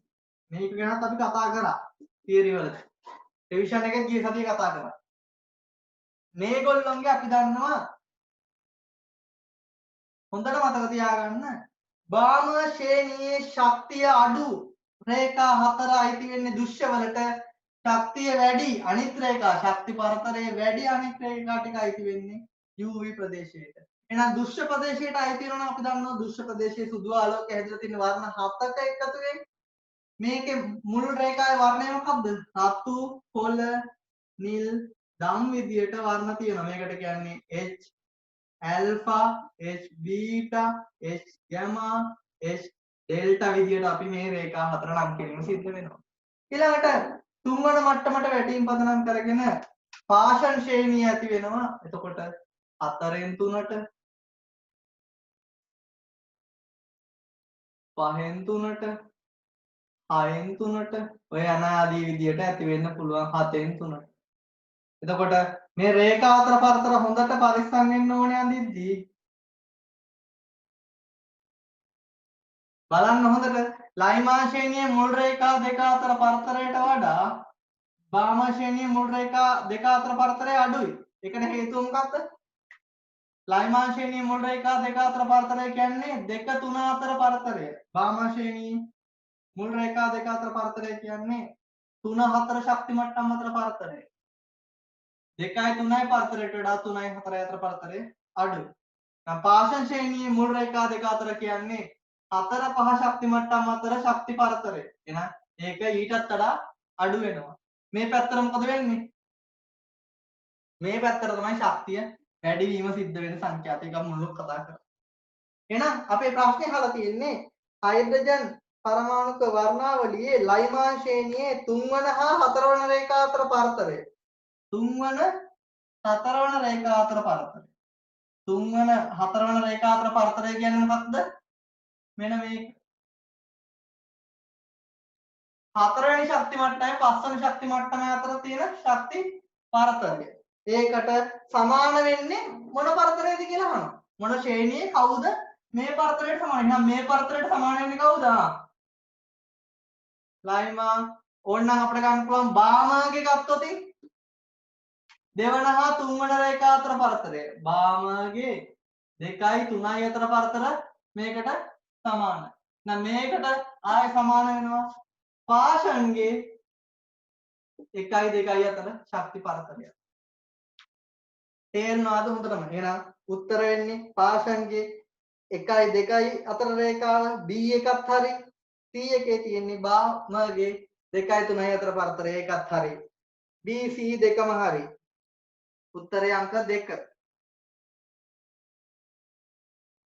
දැන් මගේ ප්‍රශ්නෙට උත්තරේ දෙන්න.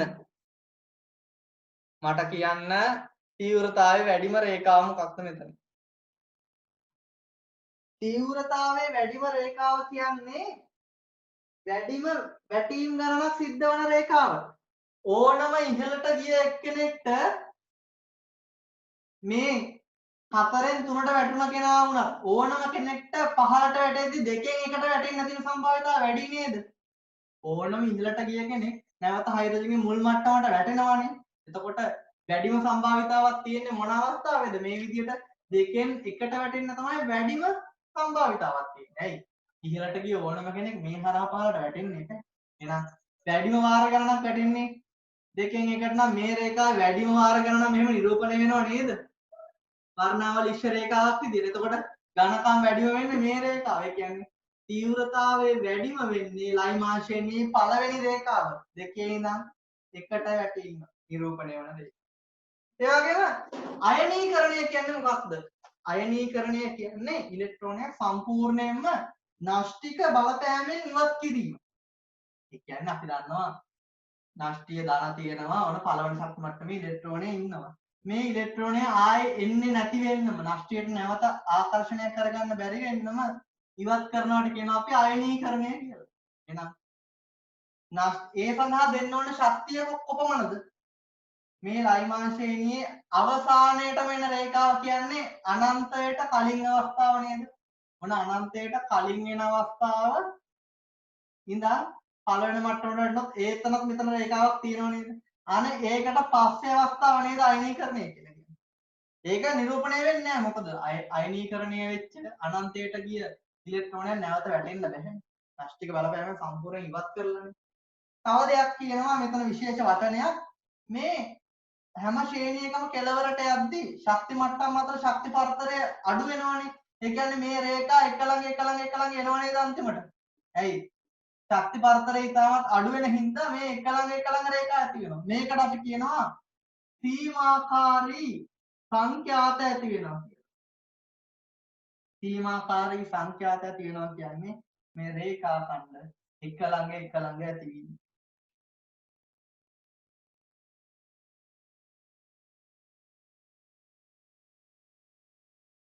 පැහැදිලිද ප්‍රශ්න තියෙනම් අහන්න මම ටිකක් වැඩිපුර කරනොත් මෙතනදී කතා කරා මේකෙත් ප්‍රශ්න තියෙනවා නම් වීඩියෝ එක බලන්න ඊළඟ ප්‍රශ්නේ අහලා තියෙන්නේ සංයෝගයක ස්ථායීතාවය ගැන මම මේක ගැන ඔයගොල්ලන්ට ශක්ති විද්‍යා පාඩමේදී කතා කරා තියරි අපු ළමයිට එතකොට සංයෝගයක ස්ථායීතාවය ගැන කතා කරද්දී මෙතන නම් දීලා තියෙන්නේ අපට මොන සංයෝගයක්ද ආයනික සංයෝගයක් ගැන සංයෝගයක ස්ථායීතාවය මොනවාරි සංයෝගයක් ස්ථායී වෙන්නේ අපි මුලින් කතා කරපු උත්පාදන එන්තැල්පිය ගැන මොනවා හරි දෙයක් ස්ථායී වෙන්නේ ඒකේ ශක්තිය අඩු වෙද්දී නේද ශක්තිය අඩු නම් තමයි ඒක ස්ථායී කියලා අපි කියන්නේ එහෙනම් ඒක හැදෙද්දී උත්පාදනය වෙද්දී ශක්තිය පිට කරන්න ඕන නේද එහෙනම් උත්පාදන එන්තැල්පිය ඍණාගය වෙන්න ඕනේ අනිවාර්යයෙන්ම තාපය පිට කරන්න ඕනේ එහෙනම් ස්ථායී වෙනවා හැදෙද්දී තාපය පිට කරන්න ඕන තාපය පිට කරනවා නම් තාපදායක නම් ΔH ඍණ මේ ඍණාගය විශාල වෙන්න තමයි උත්පාදන එන්තැල්පියගේ ඍණාගය වැඩි වෙන්න තමයි සංයෝගයේ ස්ථායී වෙන්නේ ඒ වගේම මේක අපි ඒ සංයෝගය බන්ධන කඩනවා නම් විඝටනය කරනවා නම් නැත්නම් අයන බවට පත් වෙනවා නම් මොකක්ද වෙන්නේ ඒකේ දැලිස් ශක්තිය කොහොමද වෙන්න ඕනේ දැලිස් ශක්තිය දැලිසේ ශක්තිය දැලිස් ශක්තිය ඉහළ වෙන්න නම් තමයි ඒත් ස්ථායී වෙන්නේ මොකද උත්පාදන එන්තැල්පිය අපි කතා කරනවා කියනවා දැලිස් ශක්තිය කියන්නේ අයන වලින් සාදාගෙන අපි සෝඩියම් ක්ලෝරයිඩ් ගත්තොත් සෝඩියම් ක්ලෝරයිඩ්ගේ උත්පාදන එන්තැල්පිය කියන්නේ මේකේ උත්පාදන එන්තැල්පිය කියන්නේ මොකක්ද සෝඩියම් ක්ලෝරයිඩ් සම්මත තත්ත්වයට යටතේ ඉන්න සම්මත මෝල් ද්‍රව්‍ය වලින් සෝඩියම් ගෑස් එකේ Cl2 ගෑස් එකේ උත්පාදනය තමයි මෙයාගේ මවුලය උත්පාදන එන්තැල්පිය කියන්නේ.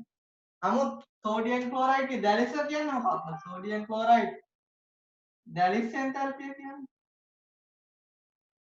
ධන ඍණ අයන වලින් සෝඩියම් ධන වායුමය අවස්ථාවේ අයන වලින් හදාගන්න තමයි දැලිස් එන්තැල්පිය. දැන් මේ දැලිස ස්ථායී වෙන්න නම් ඒ දැලිස් එන්තැල්පියේ තාපදායක ඍණාගය වැඩි වෙන්න ඕනේ. වැඩි තාප ප්‍රමාණයක් පිට කරන්න තමයි යා ස්ථායී වෙන්නේ. අපෙන් අහන්නේ ලිතියම් ෆ්ලෝරයිඩ් සංයෝගය ගැන. මේ ලිතියම් ෆ්ලෝරයිඩ් කියන එක නගේ LiF2. හැබැයි LiF නෙමෙයි දීලා තියෙන්නේ LiF2. ලිතියම් අපි දන්නවා පළවන කාණ්ඩේ ධන එක F ඍණ LiF තමයි හදන්න ඕන. S කොණුවේ කැටායන හැලජන සමග සාධන සංයෝග එකක් හැර අනිකුත් සියල්ල අයනික සංයෝග. කවුද අයනික සංයෝගයක් හදන්නේ නැත්තේ? බෙරිලියම් විතරක් හදන බෙරිලියම් ක්ලෝරයිඩ් සහ සංජය. අනිකුත් සියලු මේවා අයනික. මතකයි නේද? හරි. එහෙනම් LiF2 ගැන අපි අහන්නේ. මේක අස්ථායි වෙන්න හේතුව තමයි අහන්නේ. LiF2 අස්ථායි වීමට හේතුව තමයි අපි අහන්නේ. පළවෙනි එක දීලා තියෙනවා විශාල දැලිසක් ඇති නිසායි. පළවෙනි එක දීලා තියෙනවා විශාල දැලිස් ශක්තිය. දැලිස් ශක්තිය විශාල නම් ඒක ස්ථායි වෙන්න ඕන නේද? එහෙනම් ඒක වැරදි. මොකද දැලිස් ශක්තිය වැඩි වෙන්න තමයි සංයෝගය ස්ථායි වෙන්නේ. එහෙනම් දීලා තියෙන එක සම්පූර්ණ වැරදි ප්‍රකාශයක් තියෙනවා. ඊළඟට කියනවා කුඩා අයනික අරයක් ඇති ලිතියම් ධන දෙක අයනයට ස්ථායි ස්පටික දැලිසක් සෑදිය නොහැකි නිසාය. ඒකත් වැරදි. ඇයි ඒක වැරදි වෙන්නේ? අපි දන්නවා අයනික ප්‍රබලතාවය, ද්‍රවණශීලීතාවය ඔය කරුණු දෙකම ගැන කතා කරා. අයනික බන්ධනයක ප්‍රබලතාවය වැඩි වෙන්නේ මොනවා මතද? ද්‍රවණශීලීතාවය වැඩි වෙන්නේ මොනවා මතද? අයනික ප්‍රබලතාවය කියන්නේ කුඩා ධන ඍණ අයන විදියට ගෝල විදියට ඉන්න නම් තමයි ඒකට අයනික ප්‍රබලතාවය කියන්නේ. ද්‍රවණශීලීතාවය කියන්නේ මේ ධන අයනයට මේ ඍණ ඉලෙක්ට්‍රෝන කෙනාගේ වලයන් අස්ථායි කරන්න පුළුවන් ඇදගෙන. එහෙනම් මේ කරුණු දෙකටම බලපාන සාධක ඇනායන කැටායන වල ලක්ෂණත් එක්ක සම්පූර්ණ විග්‍රහයක් කරලා ඇති ප්‍රාථමික අන්තර්ක්‍රියා කොටසට. මේ ප්‍රශ්නෙට ඒක අදාළ නැහැ. මේක ගැන වීඩියෝ එකකුත් ඇති මේ කොටසෙනුත් නිතර ප්‍රශ්න එදෙන කොටසක්. ප්‍රාථමික අන්තර්ක්‍රියාවල ද්‍රවණශීලීතා අයනික ප්‍රබලතාව සංසන්දනය කරලා. එතනදී අපි කතා කරනවා ඇනායනය හරි මෙතන අයනික ප්‍රබලතාවය ගැන කතා කරොත් මෙතන වගන්තිය දීලා තියෙන්නේ කුඩා අයනික අරයක් ඇතුළු ලිතියම් ධන දෙක අයනයට විශාල දැරිසක් සෑදීමට නොහැකි නිසාය. නමුත් අපි දන්නවා ලිතියම් ධන දෙක කියන්නේ අරය ඉතා කුඩා. අරය කුඩා තමයි. මොකද හයිඩ්‍රජන් ගාවට ඉහළ තමයි ඉන්නේ. හයිඩ්‍රජන් ලිතියම් පළවන කාණ්ඩේ නම් අරය සාමාන්‍යයෙන් වැඩි. නමුත් කාණ්ඩේ පහළට ආයේ ඊට වඩා වැඩි නිසා ලිතියම් ධන දෙක හදද්දී ධන එක හදලා ධන දෙක හදද්දී කොහොමද අරය කුඩා. එහෙනම් අරය කුඩා නම් අයනික සංයෝග ප්‍රබලතාවය කොහොමද? අරය කුඩා වෙන්න අයනික ප්‍රබලතාවය වැඩි වෙනවා. එහෙනම් මේක ස්ථායි වෙන්න එපා. ඒත් මෙතන අහන්නේ අස්ථායි වීමට හේතුව. නෑ ඒකත් වැරදි වගන්තිය. තුන්වන වගන්තිය දීලා තියෙනවා ලිතියම් හි පළමුවන හා දෙවැනි අයනීකරණ එන්තල්පි වල ඓක්‍ය විශාල අගයක් වීමයි. ඒක නේද හේතුව? ලිතියම්ගේ තියෙන්නේ 2s1 වින්‍යාසය. අගට. එහෙනම් ලිතියම් ධන එක හදද්දී මේ 2s1 ඉවත් කරාම එන්නේ 1s2 වින්‍යාසය. හීලියම්ගේ නිෂ්ක්‍රීය වායු වින්‍යාසය තමයි ඉන්නේ. එහෙනම් ලිතියම් ධන දෙක හදද්දී මේ නිෂ්ක්‍රීය වායු වින්‍යාසය නේද බිඳලන්න ඕන. ඒ විදිහට නිෂ්ක්‍රීය වායු වින්‍යාසය බිඳලන්න ඕන නම් මොකක්ද වෙන්න ඕන? මේකේ ශක්තිය ඉතා අධික වෙන්න ඕන දෙන්න ඕන.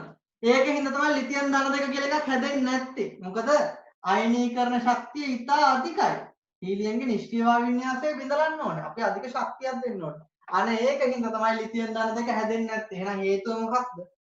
දෙවන අයනීකරණය ඉතා විශාල වීම තමයි. එහෙනම් තුන්වන වගන්තිය හරි. හතරවෙනි එක දීලා තියෙනවා ෆ්ලෝරින් වලට ඉලෙක්ට්‍රෝනයක් එකතු වීම තාපදායකය. ඉලෙක්ට්‍රෝන බන්ධුතාව ගැන, ඉලෙක්ට්‍රෝන ලබා ගැනීමේ එන්තැල්පිය ගැන. ඕකත් අපි කතා කරලා තියෙන්නේ. මේවා බැරි ළමයි වීඩියෝ බලන්න දීලා තියෙන නැත්නම් රිවිෂන් එකේ මේ කොටස් කරද්දී සම්බන්ධ වෙන්න. එතන ෆ්ලෝරින්ගේ ඉලෙක්ට්‍රෝනයක් ගැනීම අපි කතා කරා. එයා ගන්න කැමති. එහෙනම් තාපය පිට කරනවා කැමති නම්. තාපදායකයි. හැබැයි ඒක මෙතනට හේතුවක් වෙනවද? මෙතන ලිතියම් ක්ලෝරයිඩ් එක අස්ථායි වෙන්න ප්‍රධාන හේතුව තමයි ලිතියම් ධන දෙක සාදා ගැනීමට නොහැකි වීම.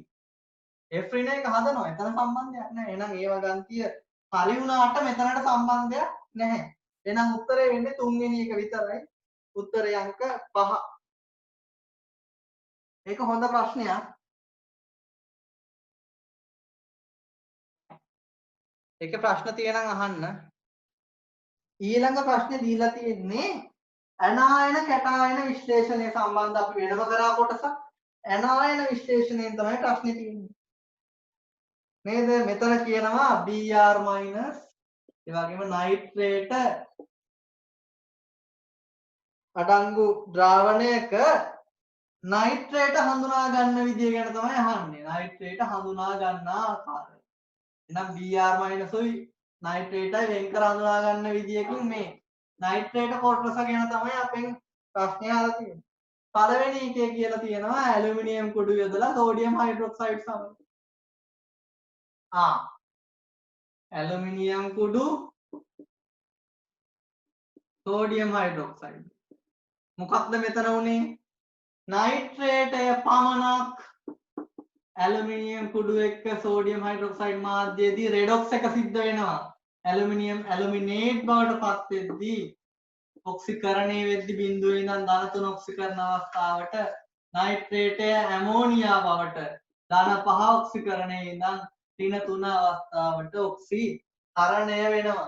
එහෙනම් ඒ විදිහට නයිට්‍රේටය පමණයි රෙඩොක්ස් එක සිද්ධ කරන්නේ. එහෙනම් ඒකෙන් පුළුවන් නේද ඇමෝනියා පිටවීම අඳුන ගැනීමෙන් නෙස්ලර් ප්‍රතිකාරකය දුඹුරු කරනවා, රතු ලිට්මස් නිල් කරනවා, HCl එක සුදු දුමාරය මේ ඕන එකක් ඉතින් අපිට අඳුර ගන්න පුළුවන් එහෙනම් පළවෙනි එක හරි. ඇලුමිනියම් සෝඩියම් හයිඩ්‍රොක්සයිඩ් දැම්මහම මේ නයිට්‍රේට විතරයි මේ විදියට ඇමෝනියා පිට කිරීම වෙන්නේ. Br- වෙන්නේ නැහැ. එහෙනම් ඒකෙන් අපිට අඳුර ගන්න පුළුවන්. දෙවෙනි එක කියනවා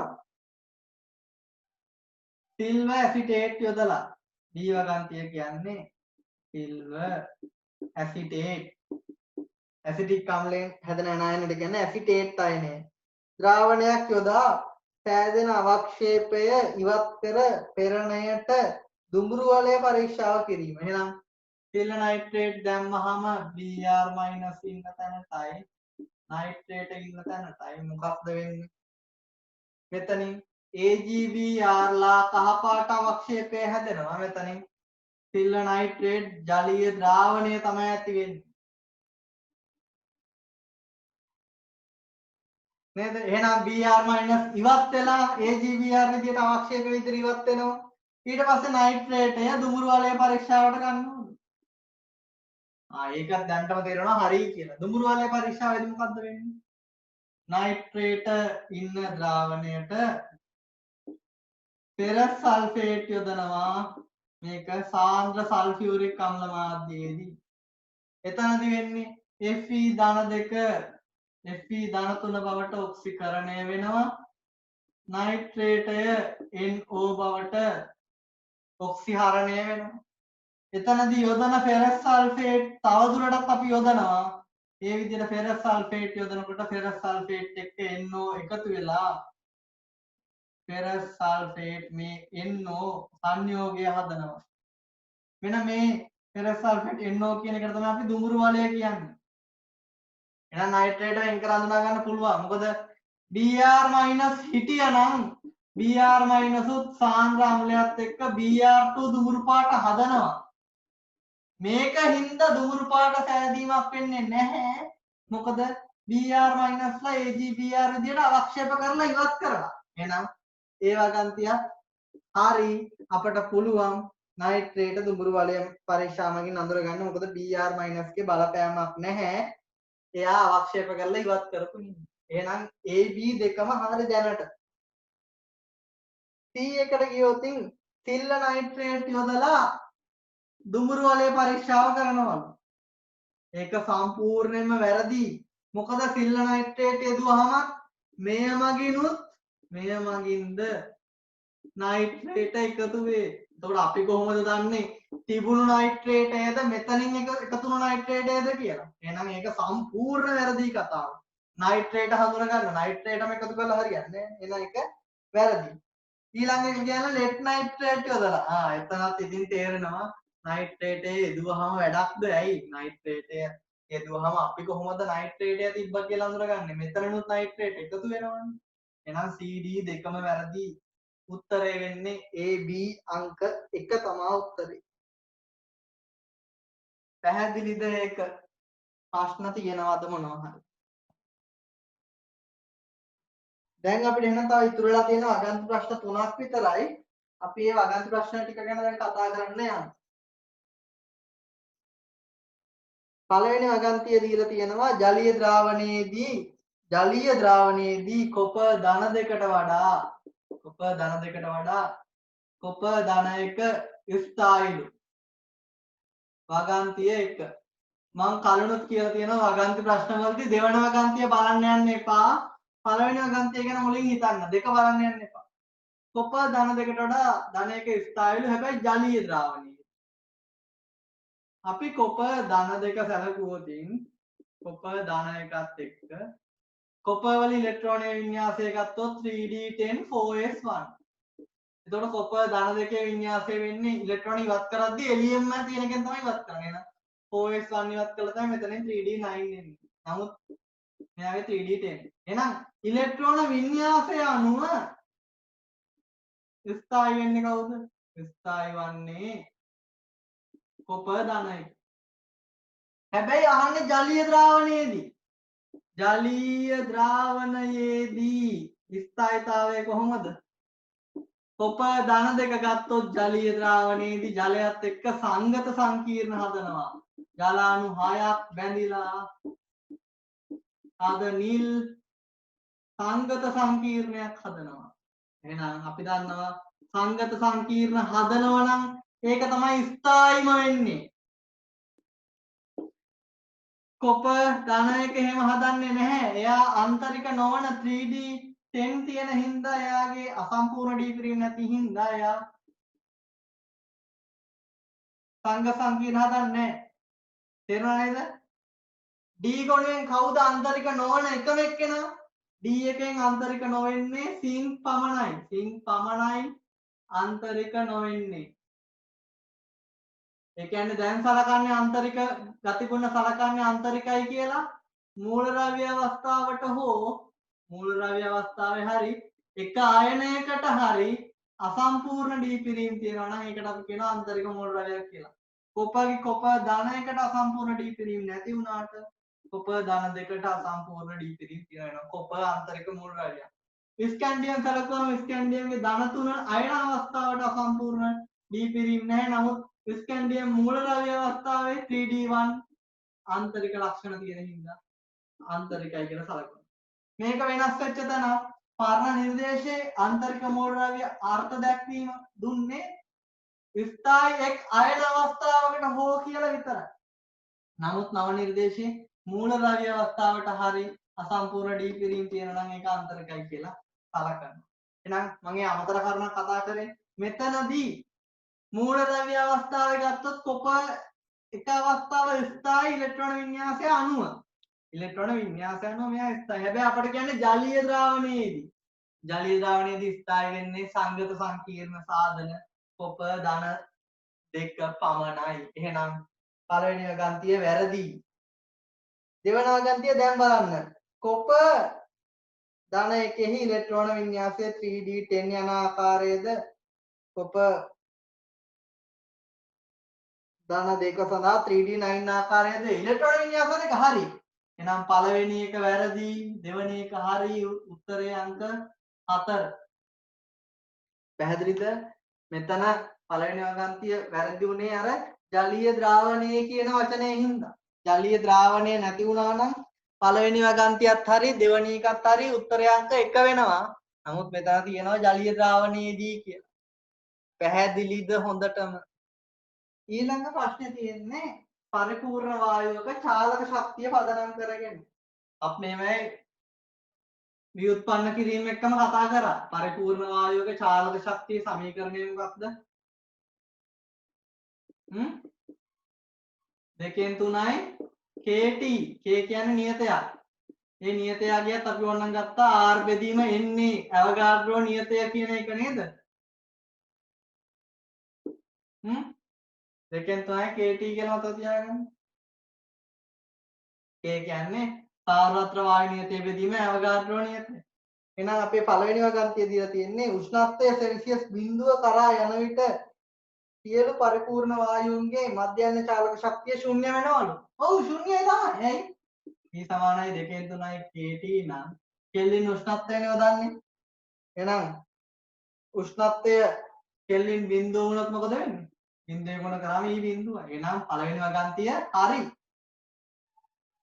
දෙවන වගන්තිය කියවෙනවා දෙන ලද පරිපූර්ණ වායු ස්කන්ධයක මධ්‍යස්ථ චාලක ශක්තිය එම වායුවේ නිරපේක්ෂ උෂ්ණත්වයට අනුලෝමව සමානුපාතික වෙන්නේ. ඔව්. E සමානුපාතික තමයි උෂ්ණත්වයට. හැබැයි කෙල්වින් උෂ්ණත්වය වෙන්න ඕන. ඒකෙන් තමයි කියලා තියෙන්නේ නිරපේක්ෂ උෂ්ණත්වය කියලා. නිරපේක්ෂ කියලා තියෙන වචනේ තියෙන හින්දා හරි. මේක නිකන් සෙල්සියස් කෝණ වැරදි. මොකද කෙල්වින් උෂ්ණත්වයටම තමයි සමානුපාතික වෙන්නේ. 1යි 2යි හරි. පහදනවද? මේක උෂ්ණත්වය අනුලෝමව සමානුපාතික වෙච්ච හින්දා නේද මේක බිඳුව වුනේ. මෙයා බිඳුව වුණා නම් මේක බිඳුවයි. පැහැදිලිද? එහෙනම් ඒ දෙක පැහැදිලි කරනවා. උත්තරේ අංක 2ද 1ද එන්නේ. පැහැදිලි කරනවා නම් අංක 1 එන්නේ. ඊ සමානුපාතිකයි චාලක ශක්තිය නිරපේක්ෂ උෂ්ණත්වය. සමානුපාතික හින්දා තමයි බිඳුව එකේ බිඳුවක් වෙන්නේ. උෂ්ණත්වය බිඳුවට යනකොට චාලක ශක්තිය ශූන්‍ය කරා යනවා. පැහැදිලිද? හැබැයි මේ කතාව අයිති වෙන්නේ පරිපූර්ණ වායු වලට විතරයි. ඒක හොඳටම තේරුණාද? ප්‍රශ්න තියෙනම් අහන්න. සමීකරණය මතක නම් ඒ වගන්තිය හරියට හැමෝගෙම. ඊළඟ ප්‍රශ්න ඕසෝන් සම්බන්ධව තමයි ප්‍රශ්නේ දීලා තියෙන්නේ. එහෙනම් හොඳට මතක තියාගන්න ඕන මෙතනදී සංප්‍රයුක්ත ව්‍යුහ ලුයිස් ව්‍යුහ පදනම් කරගෙන තමයි මේ ප්‍රශ්නේ තියෙන්නේ. ඕසෝන් වල ව්‍යුහය අදිද්දි හොඳට පරිස්සම් වෙන්න ඕනේ. මම කිව්වා දෙවන ආවර්තයේ අය මධ්‍ය පරමාණුව වෙද්දී හොඳටම පරිස්සම් වෙන්න ඕනේ. හේතුව මොකක්ද? මේගොල්ලෝගේ 2s2 2p6 වින්‍යාසය අනුව උපරිම ඉලෙක්ට්‍රෝන 8යි තියාගන්න පුළුවන්. අෂ්ටක නීතියට අනුව. එහෙනම් මේකින්ද ලුයිස් ව්‍යුහ අදිද්දි ඕසෝන් ගෙවන ඔක්සිජන් ඉන්නවා. එහෙනම් එක ඔක්සිජන් කෙනෙක් අපි දිත්ත බන්ධන දැම්මා. හැබැයි 8ක් තියාගන්න ඕන හින්දා දිත්ත බන්ධන එකයි දාන්න පුළුවන් වෙන්නේ. තේරුණා නේද? එහෙනම් මේකට තනි බන්ධනයක් එන්නේ මෙතනට ධනාරෝපණයක් එනවා මේකට ඍණ. මේ වගේ ප්‍රශ්න තියෙනම් කියන්න ඉඳ ගන්න බැරි නම් මෙතන එතකොට ඇතුළලා තියෙන දායක බන්ධනයක්. මොකද මෙයා මෙතන තිබ්බ මෙයාගේ ඉලෙක්ට්‍රෝන මේ බන්ධනය හදන දෙකම දීලා තියෙන්නේ මෙයා. දායක බන්ධනයේ හින්දා තමයි අපි දායක බන්ධනයේ ඊතලයකින් පෙන්වන්නත් පුළුවන් මෙතනට ධන දාලා ඍණ. හැම වෙලාවෙම ධන ඍණ දැම්මට පස්සේ බලන්න සමස්ත ආරෝපණය ශුන්‍ය වෙලා එනනම් හරි. ඒ වගේම සංයුක්ත කවචයේ ඉලෙක්ට්‍රෝන ගණන මේ ඇවිල්ලා තියෙන ආරෝපණත් එක්ක බලන්න හරිද කියලා. ධන එනවා නම් ඉලෙක්ට්‍රෝන මෙයා 6 වෙන කාණ්ඩින්ද 5යි තියෙන්න ඕනේ ධන ආරෝපණය හින්දා. 1යි 2යි 3යි 4යි 5යි. ඔක්සිජන් ඍණ නම් 6 වෙන කාණ්ඩේ හින්දා ඉලෙක්ට්‍රෝන 7ක් ඉන්න ඕනේ 6යි 7යි. නම් හරි. මෙතන තියෙන්නේ මොනවද එහෙනම්? මෙතන තියෙන්නේ ද්විත්ව බන්ධනයක්. මෙතන තියෙන්නේ දායක බන්ධනයක්. දායක බන්ධනයටම කියන නමක් තව නමක් තමයි සංගත බන්ධන. මේක අහලා තියෙනව නේද? සංගත බන්ධනයක් කියන්නේ දායක බන්ධනයටම කියන නම. සංගත සංකීර්ණ ඇති වෙද්දී අපි කතා කරා සංගත සංකීර්ණ ඇති උනේ දායක බන්ධන වලින් නේද? සංගත බන්ධන වලින් සංගත බන්ධන කියලා කියන්නේ ඒකින්දම තමයි. එහෙනම් අපි දැන් යනවා අගන්ති වලට. අපෙන් අහනවා පළවෙනි වගන්තිය ඕසෝන් අණුවේ බන්ධන දිග සියල්ල දිගින් එක සමාන නොවේ. මේ විදියට තිබ්බට ඇත්තටම මේ කට්ටිය ඉන්නේ මොනව විදියටද? මේ විදියට ව්‍යුහ තිබ්බට මේගොල්ලෝ ඉන්නේ ඇත්තටම සංප්‍රයුක්ත මුහුමක් විදියට තමයි ඉන්නේ. මේ විදියට නෙමෙයි අපි මේ උපකල්පනය කරලා දෙන ව්‍යුහයක් නෙමේක මනක්කල්පිත ව්‍යුහ නෙමේ සංප්‍රයුක්ත ව්‍යුහ කියන්නේ. නෑ ඇත්තටම ඉන්නේ සංප්‍රයුක්ත මුහුමක් විදියට. එහෙනම් මෙයාගේ සංප්‍රයුක්ත අනිත් ව්‍යුහය මොකක්ද? සංප්‍රයුක්ත ව්‍යුහ අඳින්නේ කොහොමද? කෙටි ක්‍රමයක් කියා දීලා ඇති. බන්ධන අපි එකසර බන්ධන කරනවා බන්ධන එකසර කරනවා. මෙන්න මේ විදිහට තමයි සංප්‍රයුක්ත ව්‍යුහ අඳින කෙටි ක්‍රමය. එහෙනම් මේ ඔක්සිජන්ගේ ඉලෙක්ට්‍රෝන අපි බන්ධන කරමු මෙතනට. එහෙනම් එයා බන්ධන කරද්දී එයාට සම්බන්ධ වෙච්ච වෙන බන්ධනයක් එකසර වෙන්න ඕන. එහෙනම් ධනාරෝපණය නොවෙනස්ව තියෙනවා. මෙතනින් ඉලෙක්ට්‍රෝන දෙක වෙනවා. මෙයා කැඩෙනවා. පැහැදිලිද? මෙන්න අනෙක් සංප්‍රයුක්ත ව්‍යුහය. සංප්‍රයුක්ත ව්‍යුහ පෙන්වන්නේ මේ ලකුණේ. ඒතර මෙයාගේ සංප්‍රයුක්ත මුහුම අඳිමු අපි බලන්න. සංප්‍රයුක්ත මුහුම කියන්නේ මේ ස්ථායි සංප්‍රයුක්ත ව්‍යුහ වලට අදින පොදු ව්‍යුහය. එහෙනම් මේ විදිහට තමයි පරමාණු පිහිටලා තියෙන්නේ. ඔක්සිජන් ධන හැමතැනම තියෙන. එහෙනම් ධන දාත හැටි. මෙතන ද්විත්ව බන්ධනයක් මෙතන එක ව්‍යුහයක තියෙනවා අනිත් ව්‍යුහේ නැහැ. එහෙනම් ද්විත්ව බන්ධනය දෙකට බෙදෙනවා. භාගයයි. මෙතනත් එක ව්‍යුහයක ද්විත්ව බන්ධනය නැහැ අනිත් එකේ තියෙන. එහෙනම් ද්විත්ව බන්ධන ලක්ෂණ භාගයයි තියෙන්නේ පොදු එකේ. මේ ව්‍යුහය ගත්තොත් ඔක්සිජන් ගාව ආරෝපණයක් නැහැ. මෙතන ඍණ එකයි. එහෙනම් අවස්ථා දෙකෙන් ඔක්සිජන්ට ඍණ එකක් තියෙන. එහෙනම් ඍණ භාගයයි. ඍණ ආරෝපණය එක බෙදනවා ඉන්න අවස්ථාන ගන්න දෙක. මෙතනත් ඒ විදියයි. ඍණ එකයි එහෙනම් ඍණ භාගය. මේ විදියට තමයි සංප්‍රයුක්ත මුහුම තියෙන්නේ. සංප්‍රයුක්ත මුහුම සලකුවකින් බන්ධන දිග මොකද වෙන්නේ? බන්ධන දිග එක සමානයි. එහෙනම් ඕසෝන් අණුවේ ඕ බන්ධන දිගවල් එක සමානයි නේද? එහෙනම් පළවෙනි වගන්තිය වැරදි. සමාන නොවේ කියලා තියෙන්නේ. දිග සමානයි. සංප්‍රයුක්ත මුහුම විදියට ඉන්නේ ඇත්තටම. ඊළඟට කියලා තියෙනවා ඔක්සිජන් අණුවේ ඔක්සිජන් පරමාණු අතර තනි බන්ධනයක් හා සංගත බන්ධනයක් පවතිලු. වැරදි. තියෙන්නේ ද්විත්ව බන්ධනයක් හා සංගත බන්ධනයක්. එහෙනම් දෙකම වැරදි. දෙකම වැරදි නම් උත්තරේ අංක 5.